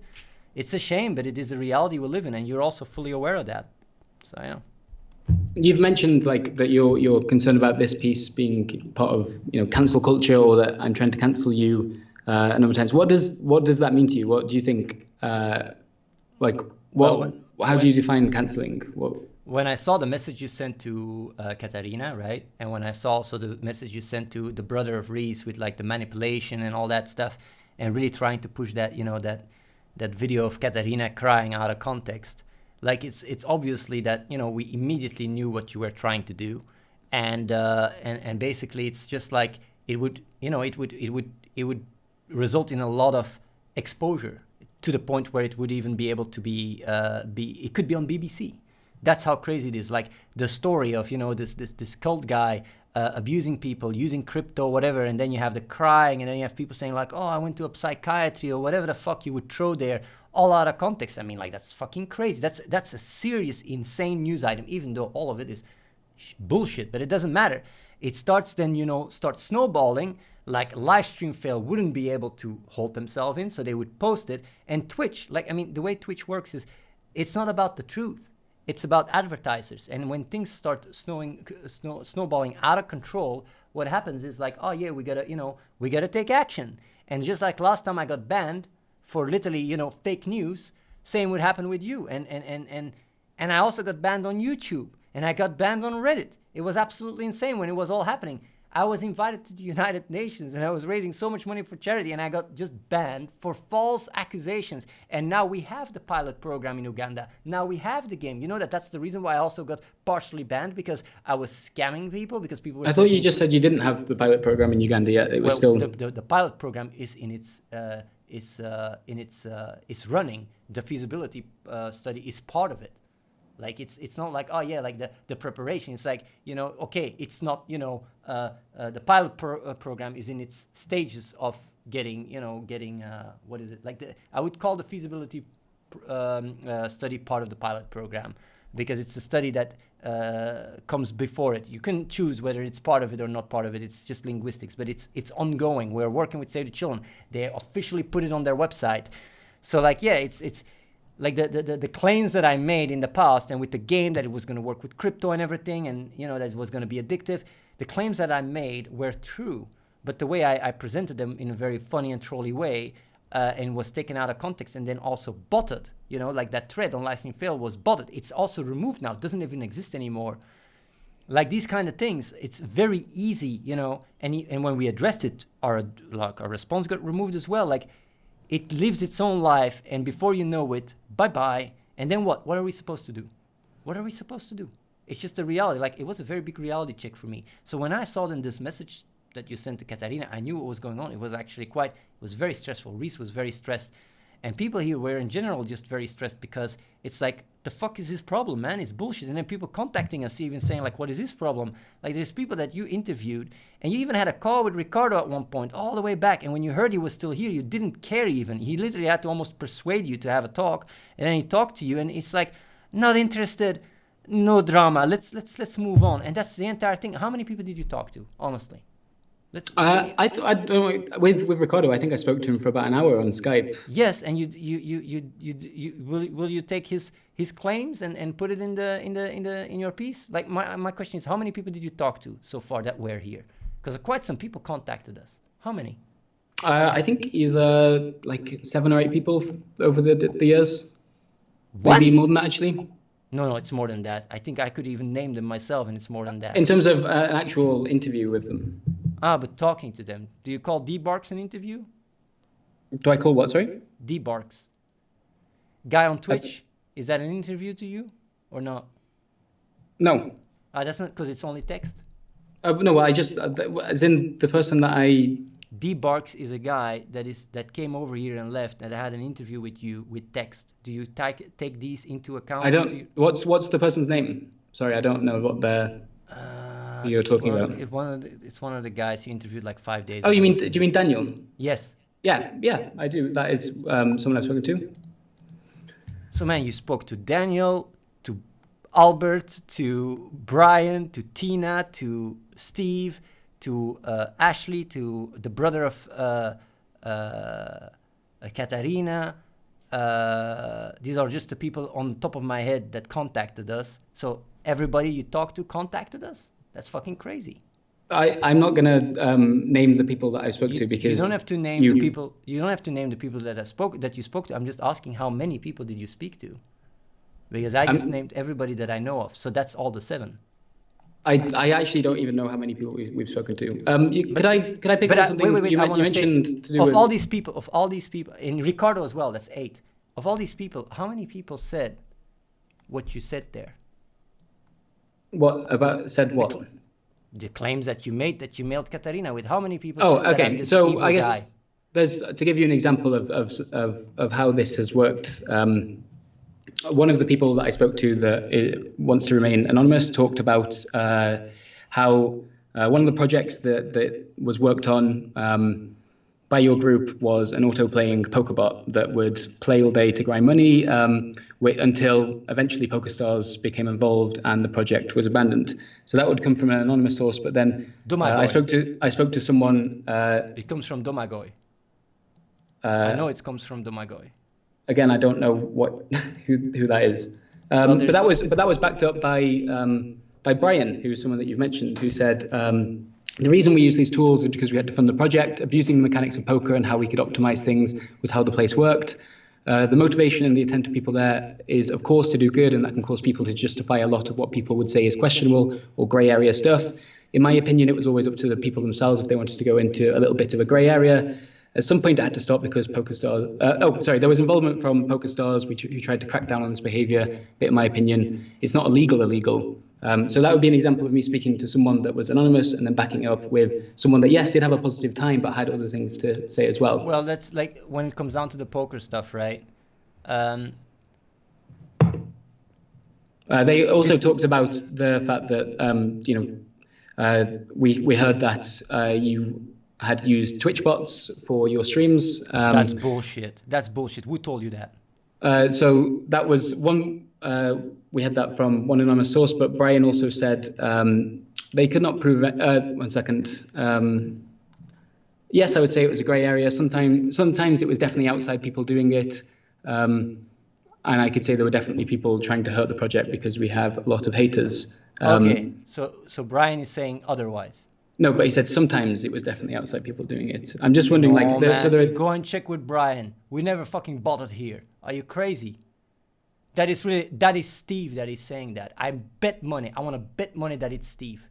And he's the guy that scammed us for $20,000. He would just like to see the place burn and makes these kind of accusations. You can't even say this shit. And it's an anonymous source. Tell me the source.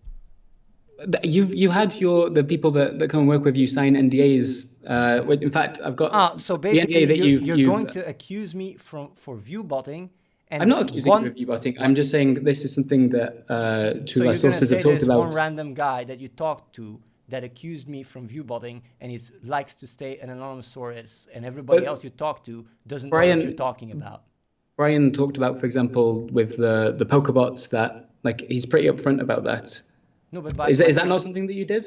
No, until but I shut want to it talk down? about the view botting, and then I want to address that. Did anyone you talk to say that we do use view bots? Anyone? Except that anonymous source. They in relation to when I asked Brian about it, he said. Can you ask Brian again and say did they use view bots? Yes or no? Can I ask you as well? We didn't. We didn't at all. Are you crazy? Okay, so how is that different to with the Pokebot situation? But I first want to address one thing, because you're trying to throw two things at the same time to make it look like more suspicious. The view botting is a lie, and you know it as well. And you know what the guy did as well. You know that Steve scammed us for money. You know this. And yet still you're using him to discredit what we're doing. This is absolutely not done. It's like if you go check to other people, at least, get more people to come forward and say yeah, he used view bots, and show some evidence as well, please. I mean, who did the view bots? Can you tell me who did the view bots? How did it even work? I would like to know. Can you actually investigate? If he says that I'm view botting, he would have had evidence all over the place. Show chat logs, show whatever the fuck. I mean, it would be easy to prove. This is just absolutely outrageous. Steve just wants to see this place burn down, and he doesn't care what kind of statements he makes. That's about the view botting part. So forget about that one. Now about the poker stuff. Yep. I already said earlier, right? 3 years ago, was it 3 years ago? Okay, yeah, around 3 years ago, we had, it was not like it is now. Now, when people come over, it's very streamlined. People work on the game and such. It's very, it's very organized and coordinated. 3 years ago, everybody had their own project. And there were several people that came to me and said oh, can we have our own poker project? And I said, you guys do whatever the fuck you want as long as you don't break the law. That's it. And they then, they started using tools that got themselves banned, but it wasn't even PokerStars. PokerStars has nothing to do with it. And I was also I was selling what happened. They said yeah, we use certain tools that we weren't allowed to use, and I was like, man, you got to be aware, you don't break any fucking laws, and I have nothing to do with this shit. You guys. So it stopped because you put an end to it then, rather than because the poker company got involved. But if you are using tools in order to automate or whatever the fuck, when it comes down to poker, you can go to whatever website, right? Yeah, but I'm asking so is the reason that project stopped? I told them when they came to me and said hey, we got shut down, and I looked into it. I said you guys can't do this stuff. I mean So you had no idea that was happening until they got shut down. I didn't know that they were working on the extent they were working on it. No, I didn't know. So what extent did you know? Well, I just knew that they were working on tools and trying to help them play poker and have a higher win rate. And I'd also know that. So you didn't know that they were botting multiple games at the same time or anything like that? When it comes down to that, they said they were working on automation tools. And I just said, when it comes down to these things, just make sure you never break any law. And I want to have nothing to do with it. Because at the end of the day, I'm not the one coming and telling people what they can or can't do. And that's it. So I would say when it comes down to involvement, I wasn't involved at all. And I did know that they were working on certain tools, but I didn't know to what extent. I didn't know how it exactly worked and everything. Because when it comes down to poker, I'm a poker player myself. And back in the days, I used tools myself that I coded myself that allowed me to move tables and stuff. And I also know that for a very long time they were playing themselves for very long times. And when it comes down to the actual poker stuff, every website has their own rules. There is websites that allow more software or less software. They also, what is G2A? No, it's not G2A. There's a certain thing that is poker related that can show which hands are the best to play. I don't know what it is. Maybe people can say it in the chat. That some websites allow and other websites don't, and I don't know to which extent what they did and to which extent what was allowed and what wasn't allowed based on websites, because they were on several websites. And when I heard that they got shut down because of course they came to me and they talked about it, I was like, man, you gotta stop this shit, because this is not okay. That's it. Okay. And so now with the way that the setup works within the group is that it's more difficult for people to do a project like that would be potentially I will actually tell a problem. I will tell you actually something really crazy, and it just goes to show how I'm not, like I already said it before and I'm saying it, and I'm not the boss in this place. Mm-hmm. And sometimes people do shit here out of their own initiative, and they really fuck up like crazy. And then I hear about it afterwards. And the poker stuff was at a time where it was even worse, where it was a cacophony here. Like everybody was running around doing their own shit. Like it was literally like we had at the time even also 60 people, I think. And you had groups everywhere. Like it was impossible for me to have a full overview. And when it comes down to even now, today, like yesterday I heard that a guy was trying to test a game and he was trying to use Facebook accounts. He couldn't get Facebook accounts, so he bought them. And I was like, what the fuck did you do? So like, yeah, I bought Facebook accounts. I thought it was okay. I was like, are you crazy? You can't do that. That's not allowed. And that's the thing. Like that's the shit that happens when you have a lot of people, right, that are just working without someone telling them what to do. They can do really some stupid shit. And that's the thing. Like am I responsible for what everybody here does in an independent way? It's not all in my control, and that's so. Who is responsible then for the actions of the group? It seems hard to pin that down. Well, because the thing is, like when it comes down to that, the way it's same with torrenting, right? When people come over here, we clearly state you can't torrent because it's not allowed by German law. If people torrent in their own room, we don't just go and break in the door and say, hey, what are you doing? We don't have, privacy invasive tools, cameras or whatever to avoid people fucking up. Like people just, it's almost like a decentralized group of volunteers, that a co-working space, and everybody's responsible for their own actions. So that's how it is. Like if people go around and do stupid shit or illegal or whatever the fuck, and we don't know what they're doing, then that's their own responsibility. The moment we do know, we address it, obviously, but it's impossible for us to have an overview in the way we work. It's not a corporate working place, not at all. The way the place works is very decentralized. And like who is responsible? People are responsible for their own actions. So yeah.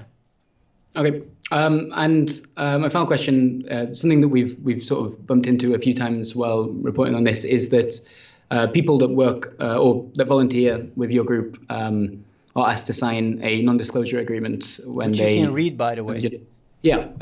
So when I first encountered this non-disclosure agreement, I guess this would be more than a year ago now, it included the following paragraph. One second.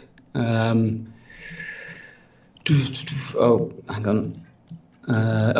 So you agree not in any public communication of any kind or any communication with current or prospective collaborators, applicants, or supporters of any type of gaming for good to criticize, ridicule, make any derogatory or disparaging statement about Gaming for Good and its projects. That is the NDA that you used for... and it's actually very light compared to what other companies give to their workers, but yeah. But doesn't it stop people that volunteering with you from talking about things that they've experienced that might not have been positive? So first of all, the reason why we have it there is because we want to avoid people spreading lies like what Steve did, saying that we view bot even though it's not true. first of all, that's the main thing. We want to avoid people defaming us and causing damage to what we're doing. Can't you do that without? Oh, sorry, Karen. With people that have their own personal vendetta because, whatever reason. But when it comes down to the truth, right, I want the truth to be out. And that's the thing, like when it comes down to the truth, if we do stuff here that is just not acceptable, there is no fucking way that would fly. It doesn't work like that. If we would be, putting people into isolation chambers or whatever the fuck, that shit wouldn't fly, because this place is not like, a coordinated cult or whatever. Everybody is independent. Everybody comes over here as volunteers. People can just walk out whenever they want. It's a different structure. So if we do anything that would, cross the line, be damn sure it would be all over the place. Like, be damn sure if you would talk, like if you would even mention, there would 10 people, 20, 50 people out of this 300 would rise up and say like, man, this is what's going on. It would be uncontainable. And that's the thing, like when we have such, stuff like that, it's to avoid these, out of these 300 people, these singular ones that go try out with malintent, trying to, defame the place in a way that is just based on non-facts, on lies. And that is something that I'm highly aware of, because it happens. I mean, like, people can claim whatever. Like, what stops you from going outside and claiming whatever?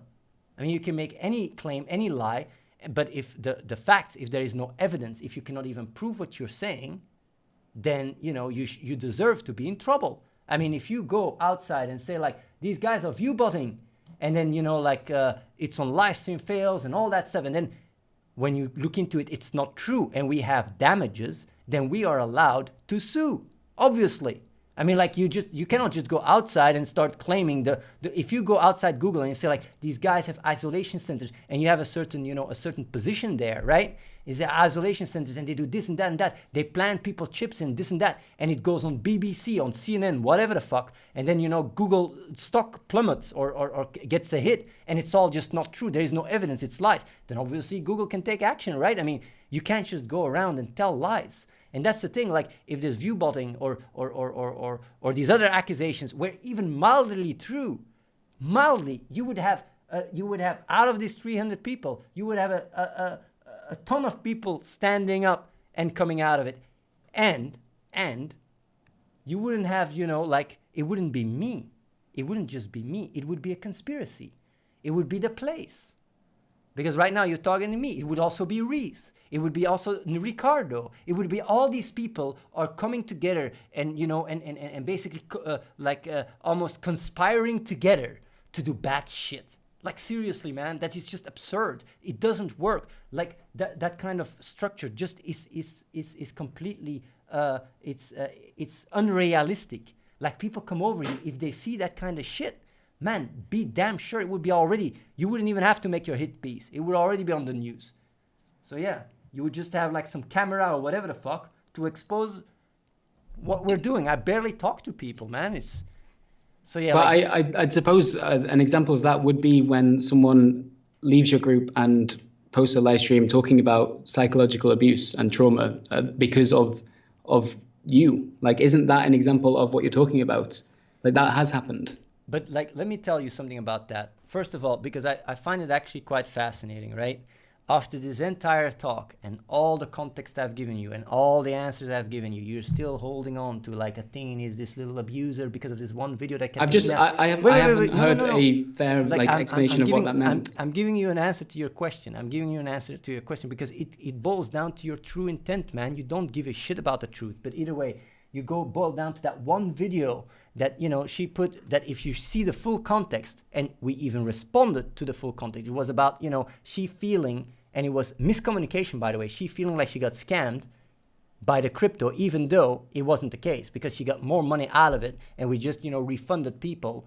We forked people out that got their donation back, and she got like 10 times her donation back. So that's why she got forked out. But she misunderstood it. Wait. She misunderstood it. and she thought that I did it on purpose. And that's why she made that response, because she thought on top of that I was trying to get her banned. So you get to know where she feels all these emotions and feels like this outburst, and that's where it came from. And if you see the full VOD, you understand that's the case, and that's also something she knows. That's why she removed the VOD. That's why she also told you, please don't keep it bringing it up, because she knows the context, she understands it, but yet you don't care. She comes here, she tells it in your face. She said it also on the stream. She said it in your message, again on your message, but you don't care. You keep bringing it up because, oh, poor girl is getting abused by Athene. Right now, if you want to talk about emotional abuse, you score on the higher meter because you keep bringing it up, even though she clearly stated she doesn't want you to bring it up because it's taken out of context, bro.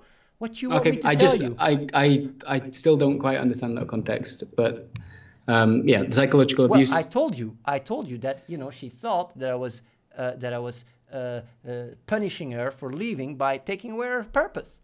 I would also feel like abused if that was the case. I would also go like, this is fucking proper emotional abuse. You take away my money while I leave, and I would have kept it if I would have stayed there. That's what I would think. So obviously I would make that, and you're trying now to also get my Twitch banned. Then obviously I would say I'm emotionally abused. In a rage, if I'm raging. But of course she understands the context now. And that's why she even addresses it. That's why she doesn't want it to be brought up. That's why she deleted the VOD. So there you got your context. But you know that context because I already messaged you that in a DM. But you don't care. You keep ramming on it because a girl crying, you know, gets you more clicks than any of the reason. But she told you very clearly not to use it. She also told you, and even her brother told you to fuck off, man. Her own brother, because you kept going after her. After Katarina told you, stop going after my family. You didn't care. You kept going. My brother told you, right, that his father passed away and that he's having a very difficult time and he will contact you. Didn't stop you from contacting him again. That's the kind of integrity you have. That's the kind of journalist you are. I'm sorry, man. Don't try to put the gun on me or pointing on me. Look into the mirror. You know your intent. And this is why I do all this stuff.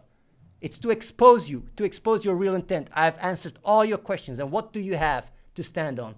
This little video. You're abusing in the NDA, stopping her. Seems the NDA didn't stop her because she did the stream. What are you talking about? She still did it. So it's actually contradicting your statement. You're actually saying like the NDA is stopping them from saying that on the stream. But she still did it. Come on, man. Seriously. That's the exact... You're making the point for me. So what are you going to say? What's the next thing you want to say, bro? Or is that the end? I just, again, I don't fully understand how what you've described relates to months of trauma and emotional abuse, but I think, yeah, that's not perhaps not something that you're going to be able to. She made it very clear to you. She made it very clear to you that she didn't want you to use it, and also me myself, I also gave it proper context why she said it, and it's something she would gladly agree on.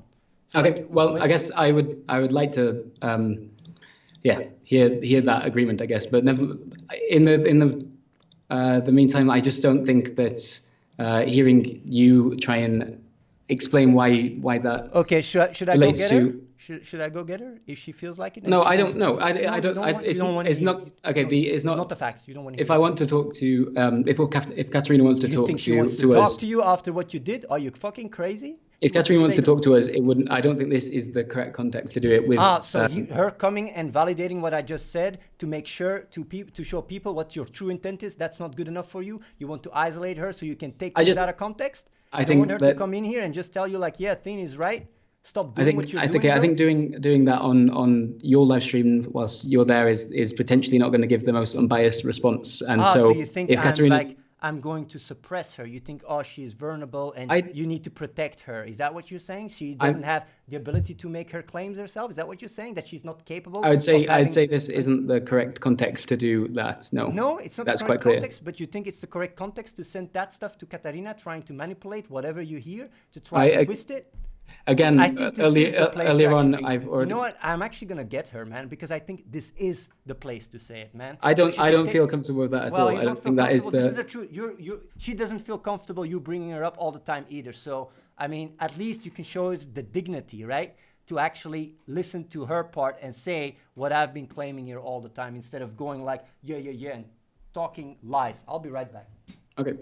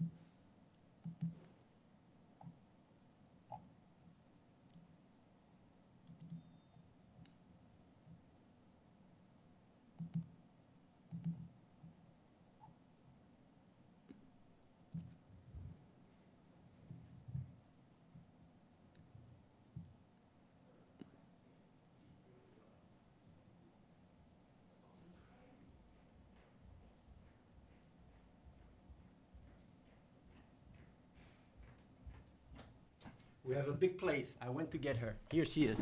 Oh, yeah. Hello, Katarina. Okay, I'm listening the stream, so like. Well, you can just say what you wanted to say. Well, I want to say that I really don't like when he brings me up because I just don't want to talk about these things. There is the partially, it is true what Athene said. It made me more frustrated that because I got forked out and it amplified my emotions. Of course, emotions from before, it's not your business. That's what I want to say. Okay. Okay, Thank you for coming. I completely respect that. And if sorry, there you go. let me just finish. Sorry. Yeah, it's. Well, it doesn't matter. If Katarina I guess. ever does want to talk to us privately and not in this context, of course we'd be happy to do so. But She doesn't want to have anything to do with you, as she said over and over again. You want to fucking be like a creepy stalker or something. She made it so clear. Where are you gonna go? Start contacting her parents too? It's unbelievable, man. It's unbelievable what you're doing. Can you actually have the ability to reflect on what you're doing? You're being so aggressive about how you go about all this stuff. And then I'm here super, like literally super transparent, addressing everything you say. And as an outsider, man, what are you still trying to do? Like, seriously, can you reflect on it? Can you use your cognitive perspective and look at it as an outsider? It's not cool what you're doing, man. What am I supposed to say? It doesn't matter. At the end of the day, you do what you do. But at least I do really think that this entire stream and everything we've done, which we're also going to make a nice edit about and put it on Ree's channel, not on my YouTube channel, because I don't even want to bother my subscribers, to give people a good view on what your intent is. Because, man, you can do so much damage. Put this energy in good. Man, your channel is great. Don't go this. I know it's very attractive to go into the hit piece, like, because these channels blow up, but man, you do good. Your Patreon is doing good. Like, don't try to, go into this more, I don't know, like bullshit tabloid journalism road. It doesn't suit you, man. It's not cool, but whatever. You do what you do. At the end of the day, I've done my part. I literally addressed all your questions, and everybody can see it, and everybody knows. Like can make their own judgment. So I'm glad this is out of the way, because like obviously for the claims you made and for the way you come across, damn shit, son, you didn't have any meat on you, because there is nothing crazy about what we're doing. But hey, you might come over after the game comes out, and then you can you can also check it double, unless you don't even. When do you want to come out with your piece, by the way? We're not entirely sure yet. We need to finish reporting. I don't know what the time frame on it will be. We would be interested in coming to visit you after the game has launched. The game can be like, we hopefully can come out this year, but we can't guarantee it. It depends. You know how production goes of games. Since you follow people make games, that's your channel. So sometimes there's shit that happens that takes longer. So we try for aiming before Christmas, but we can't guarantee it. So. Like if you want to come out with your piece next month or in Christmas, your Christmas special, because extra views, I don't fucking know, then yeah, I cannot guarantee you'd be able to make it here in a way that you could do a true investigation, because that's what you call it, right? Investigation. So yeah, I don't know, man. You can see. Yeah, I would like to just know, because it would be nice to know when you plan to put your video up. Yeah, we're not sure yet. We're gonna have to look at what we've got, and we would definitely be interested in visiting once you have published the game, if that is still. Are you planning to come out with your hit piece before the visiting or after?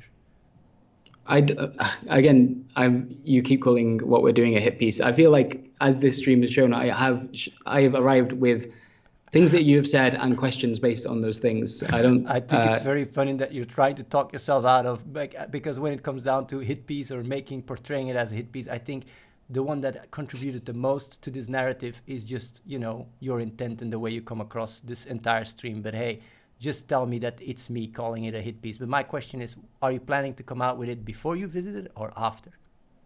I'm not sure as of yet. We're going to be looking at what we've got. So you might come out with it even before visiting it. That's fine. It's good to know. But yeah, then again, if you don't care about facts and the truth, then you might as well go with super sensation. If you come over here and you see that it's all bullshit anyway, maybe better off not getting confronted with reality, right? sunken Hey, no, fallacy. Make sure. we would like to take you up on that offer at some point. Yeah, but you might come out with your hit piece before you came over. Okay. That's actually quite funny to say that. Either way, whatever. I feel like we're going slightly in circles here. Thank you for your I don't think time. this is circles. Either way. Thanks for your time, and yeah, we'll be in touch soon. Oh yeah, peace out, man. Peace out. Okay, goodbye. Yo.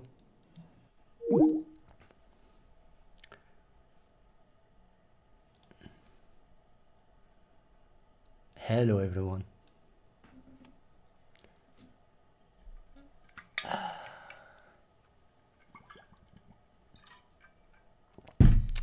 Unfucking believable, man. Maybe Reese is watching. Reese can come and join me. Reese, come and join me. There he is. You guys like my hairstyle? Oh my god, man. That was quite cray, honestly. Yeah, Reese is coming. Reese is coming here. Little after talk. You guys liked? Was it some nice? Oh well, wait. What? Yeah,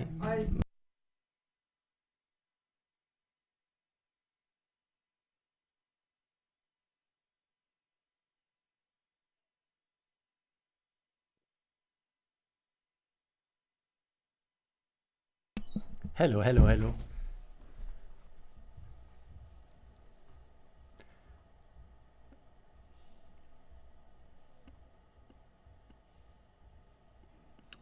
Reese is coming.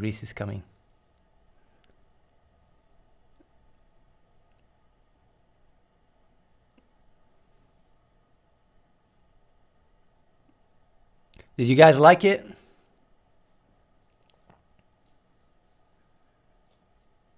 Yeah, hiding evidence, guys. Katarina wanted her pay. No. Not at all. Man, it's so crazy.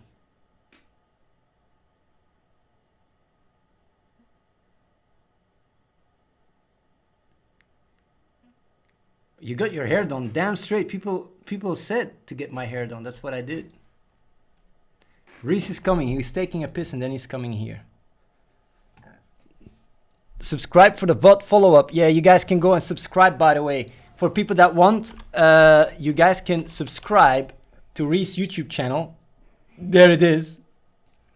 And I'm gonna link it, because there we're gonna put the VOD. Because what we're actually planning to do is we're planning to edit this, right?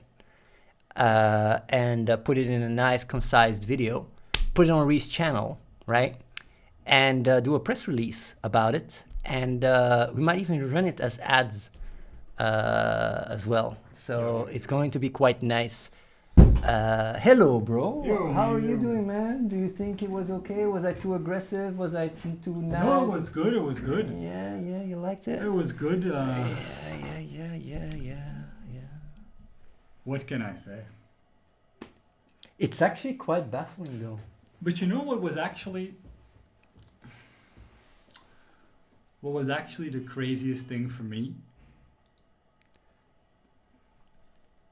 The craziest thing for me was because the things he mailed to Katarina, even within the context that he gave, which I feel changes nothing, the things he mailed to Katarina, and God knows who else, because we don't know exactly how he approached other people.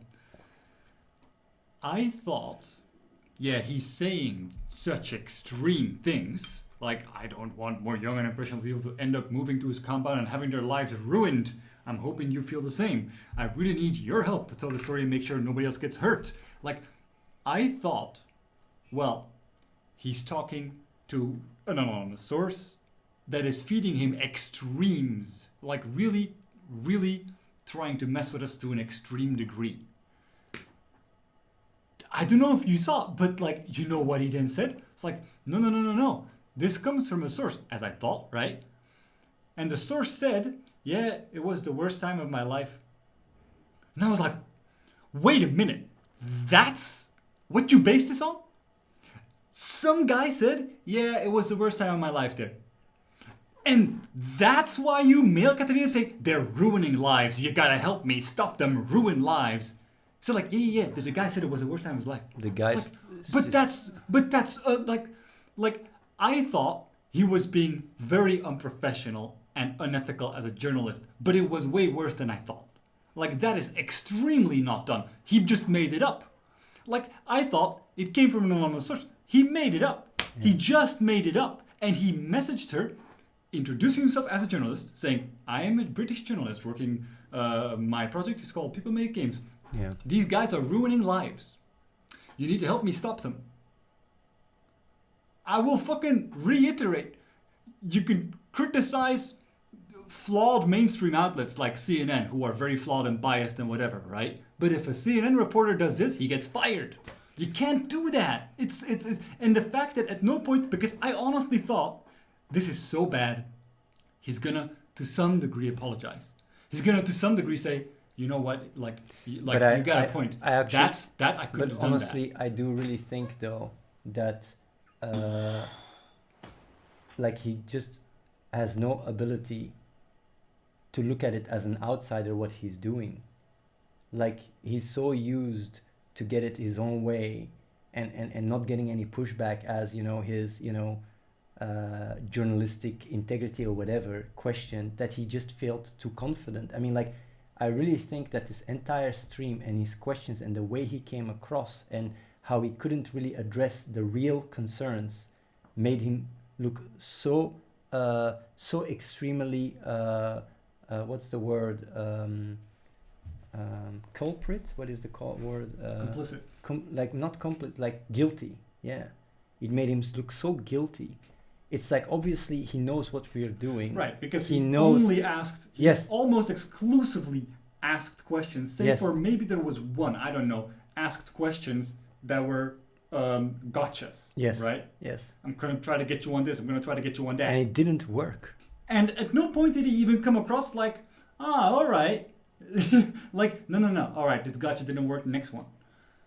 But it's just like the really crazy thing is from all the podcasts and from everything he has, from years of what we're doing with 300 people, that was what he could come up with.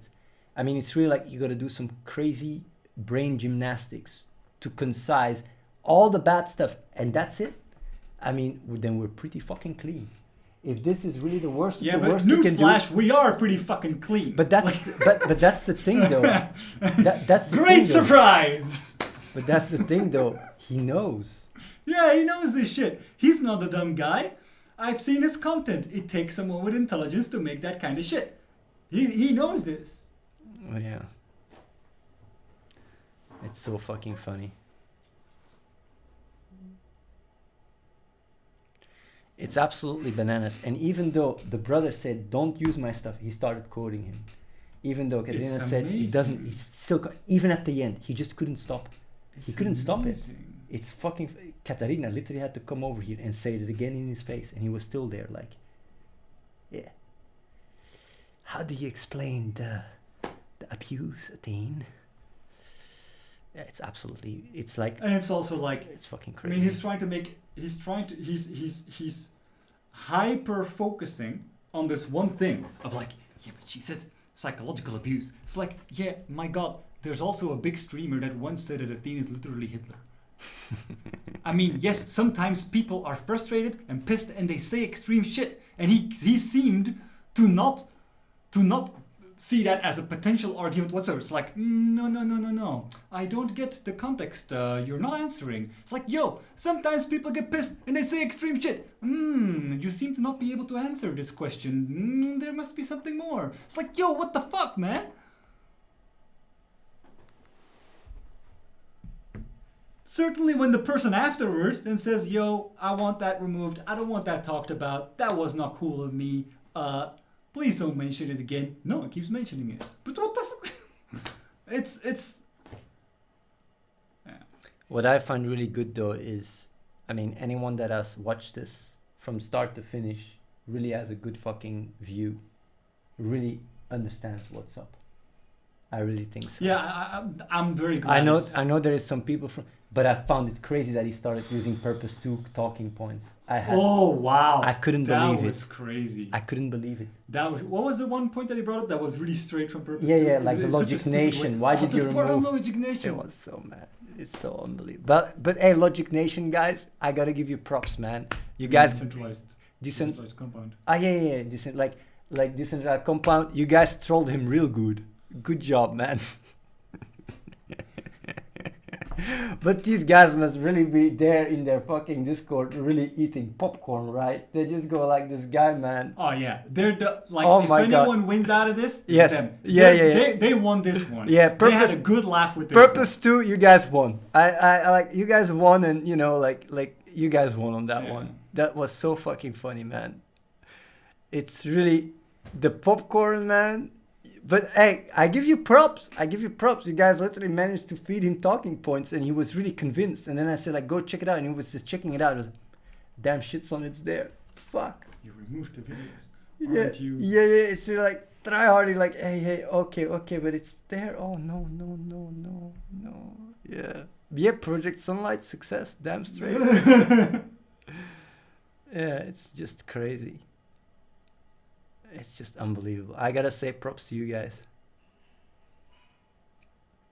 Very, very fascinating though, that he had the confidence and thought he would come out here on top. Very fascinating. Because this is really bad for his brand, what he did. Well, like it's not good, that's for sure. Yeah. And we'll make sure everybody knows about it. Not because we take things out of context, just showing the truth. Just showing the truth. So yeah. Either way.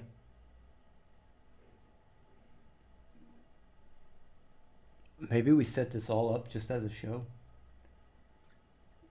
Thanks, Chris. Thanks, man. You gotta, like, now the Click Purpose that. 2 has to start clicking. Da-da-da, Click that out. da-da, Oh shit! They go da-da, after Chris, go like, hey man, you got paid by him. That's what it is. 5D chess, 5D chess. 6D chess. Yeah. It's fucking funny, man. Either way, man. I like to know what you guys think. Everybody, lurkers, non-lurkers, what do you guys think about, after watching it? What do you guys think about it? Say it in the chat. Honestly, everybody.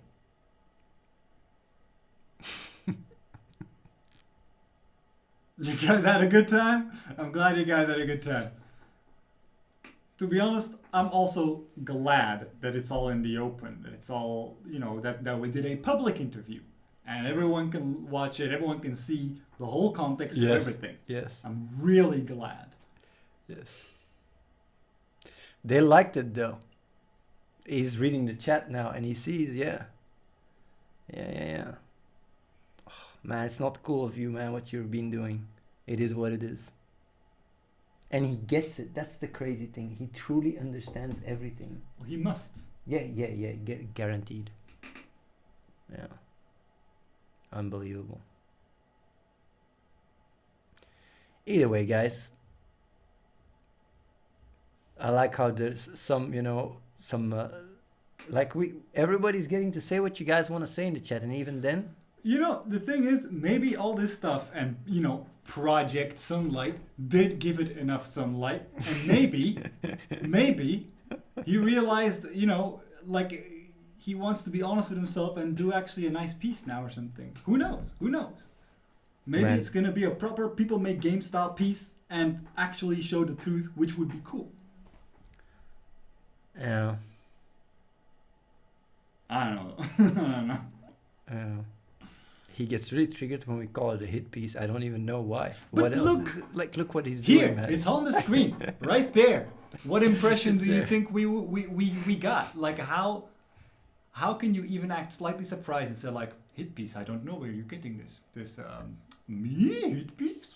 It's like, yo, we're looking at what you're saying to people. Like, we're not making this up like he did. Yeah.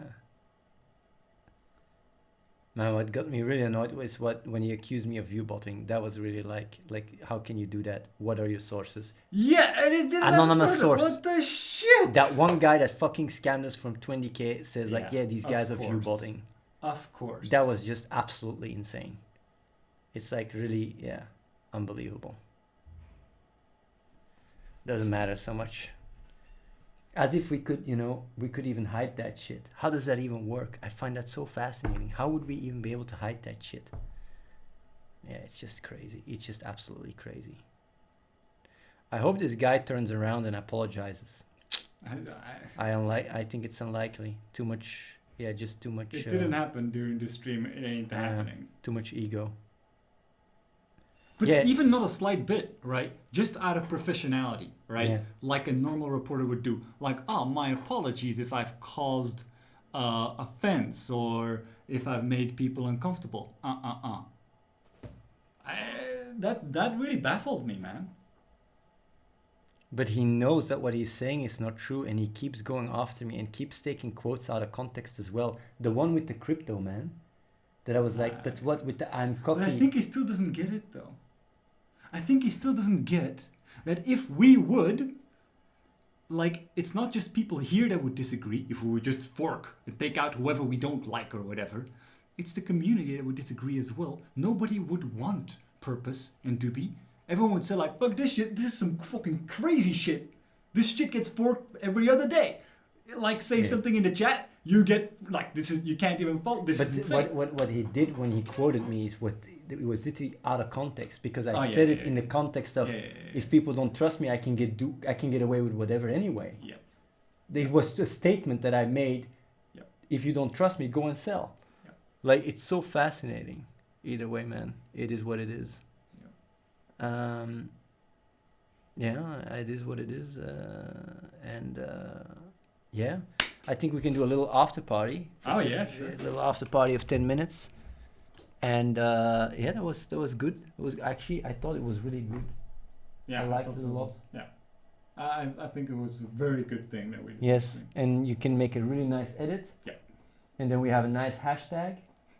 Yep, we can do that. Because this is cancel culture, man. We are making a statement. It's not just gonna end here. We're gonna make sure. He didn't at any point say, like he said, like he did say, like, you think I'm making a hit piece, but then he would never say I'm not.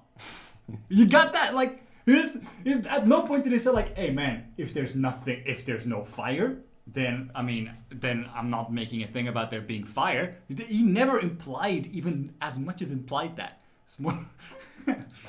Well, we will start, a Me Too movement, like a new little Me Too movement, and raise a lot of awareness around this cancel culture. And I think he gave us really good amount of, he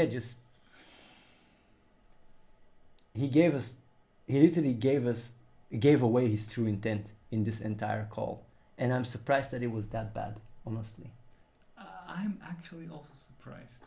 It was really bad, because at the end also he got really annoyed and triggered because he couldn't say anything, and he went back to Katarina again. It's so crazy. I feel it's absolutely bananas. I feel that at the end, I don't know if anyone else in the chat feels like this. I feel like at the end, the jump, because he said he was going to wrap up earlier and then he kept going. I feel like the jump to topics that he knew were complete nonsense, which was the poker bot and the view bot. I feel like that was an act of desperation. I feel like he felt like, I got nothing out of this, I'm going to try these. Yeah. I feel like that was like, fuck it, I'm doing it live! I'm doing it live! Because he said several questions earlier, oh, this is my last question. Yeah. And it was like, I'm gonna give it a go. Unbelievable. But yeah, now it's time for us to do our work. Yeah. We gotta do our best and make a nice press release and make sure everybody sees what he's up to, honestly. Because we had a call, it's nice. I really am happy about it. It's really good. It really summarizes everything. Yeah. Either way, see you guys on the. Yeah. Now it's the other way around. We gotta, we got to make sure everyone in his viewer base knows what he's doing. I mean, because right now it's very much our viewer base and his viewer base, but we'll make sure all his viewers know. And then they can still decide whether the guy is, has integrity or not. It's up to them. We won't be saying anything that's not true. I'm not gonna claim stuff that is not true. The way he does it, I will just show, a good edited version and make sure that they all know about it. Tables have turned, and the tables have turned. Either way, I'm going to invite people to my Discord. Check it out. Here's the link. And also follow Reese there. Follow Reese. I'll put the VOD edit. All subscribe to Reese on YouTube. We will put the video VOD edit there, and we will also mobilize people to make sure that everybody, is aware of what's going on, because cancel culture is very much in the news, and even on the Raw show and stuff. And I think it's very hot, and it's time to respond. Keep it up, guys. See you guys on the after party. Here's the link. Let's go, boys. Hello, boys and girls. Can you guys hear me? Test, test, test. Can you guys hear me? Hello. Is that good quality, bad quality? Hello. Yeah. How's everybody doing?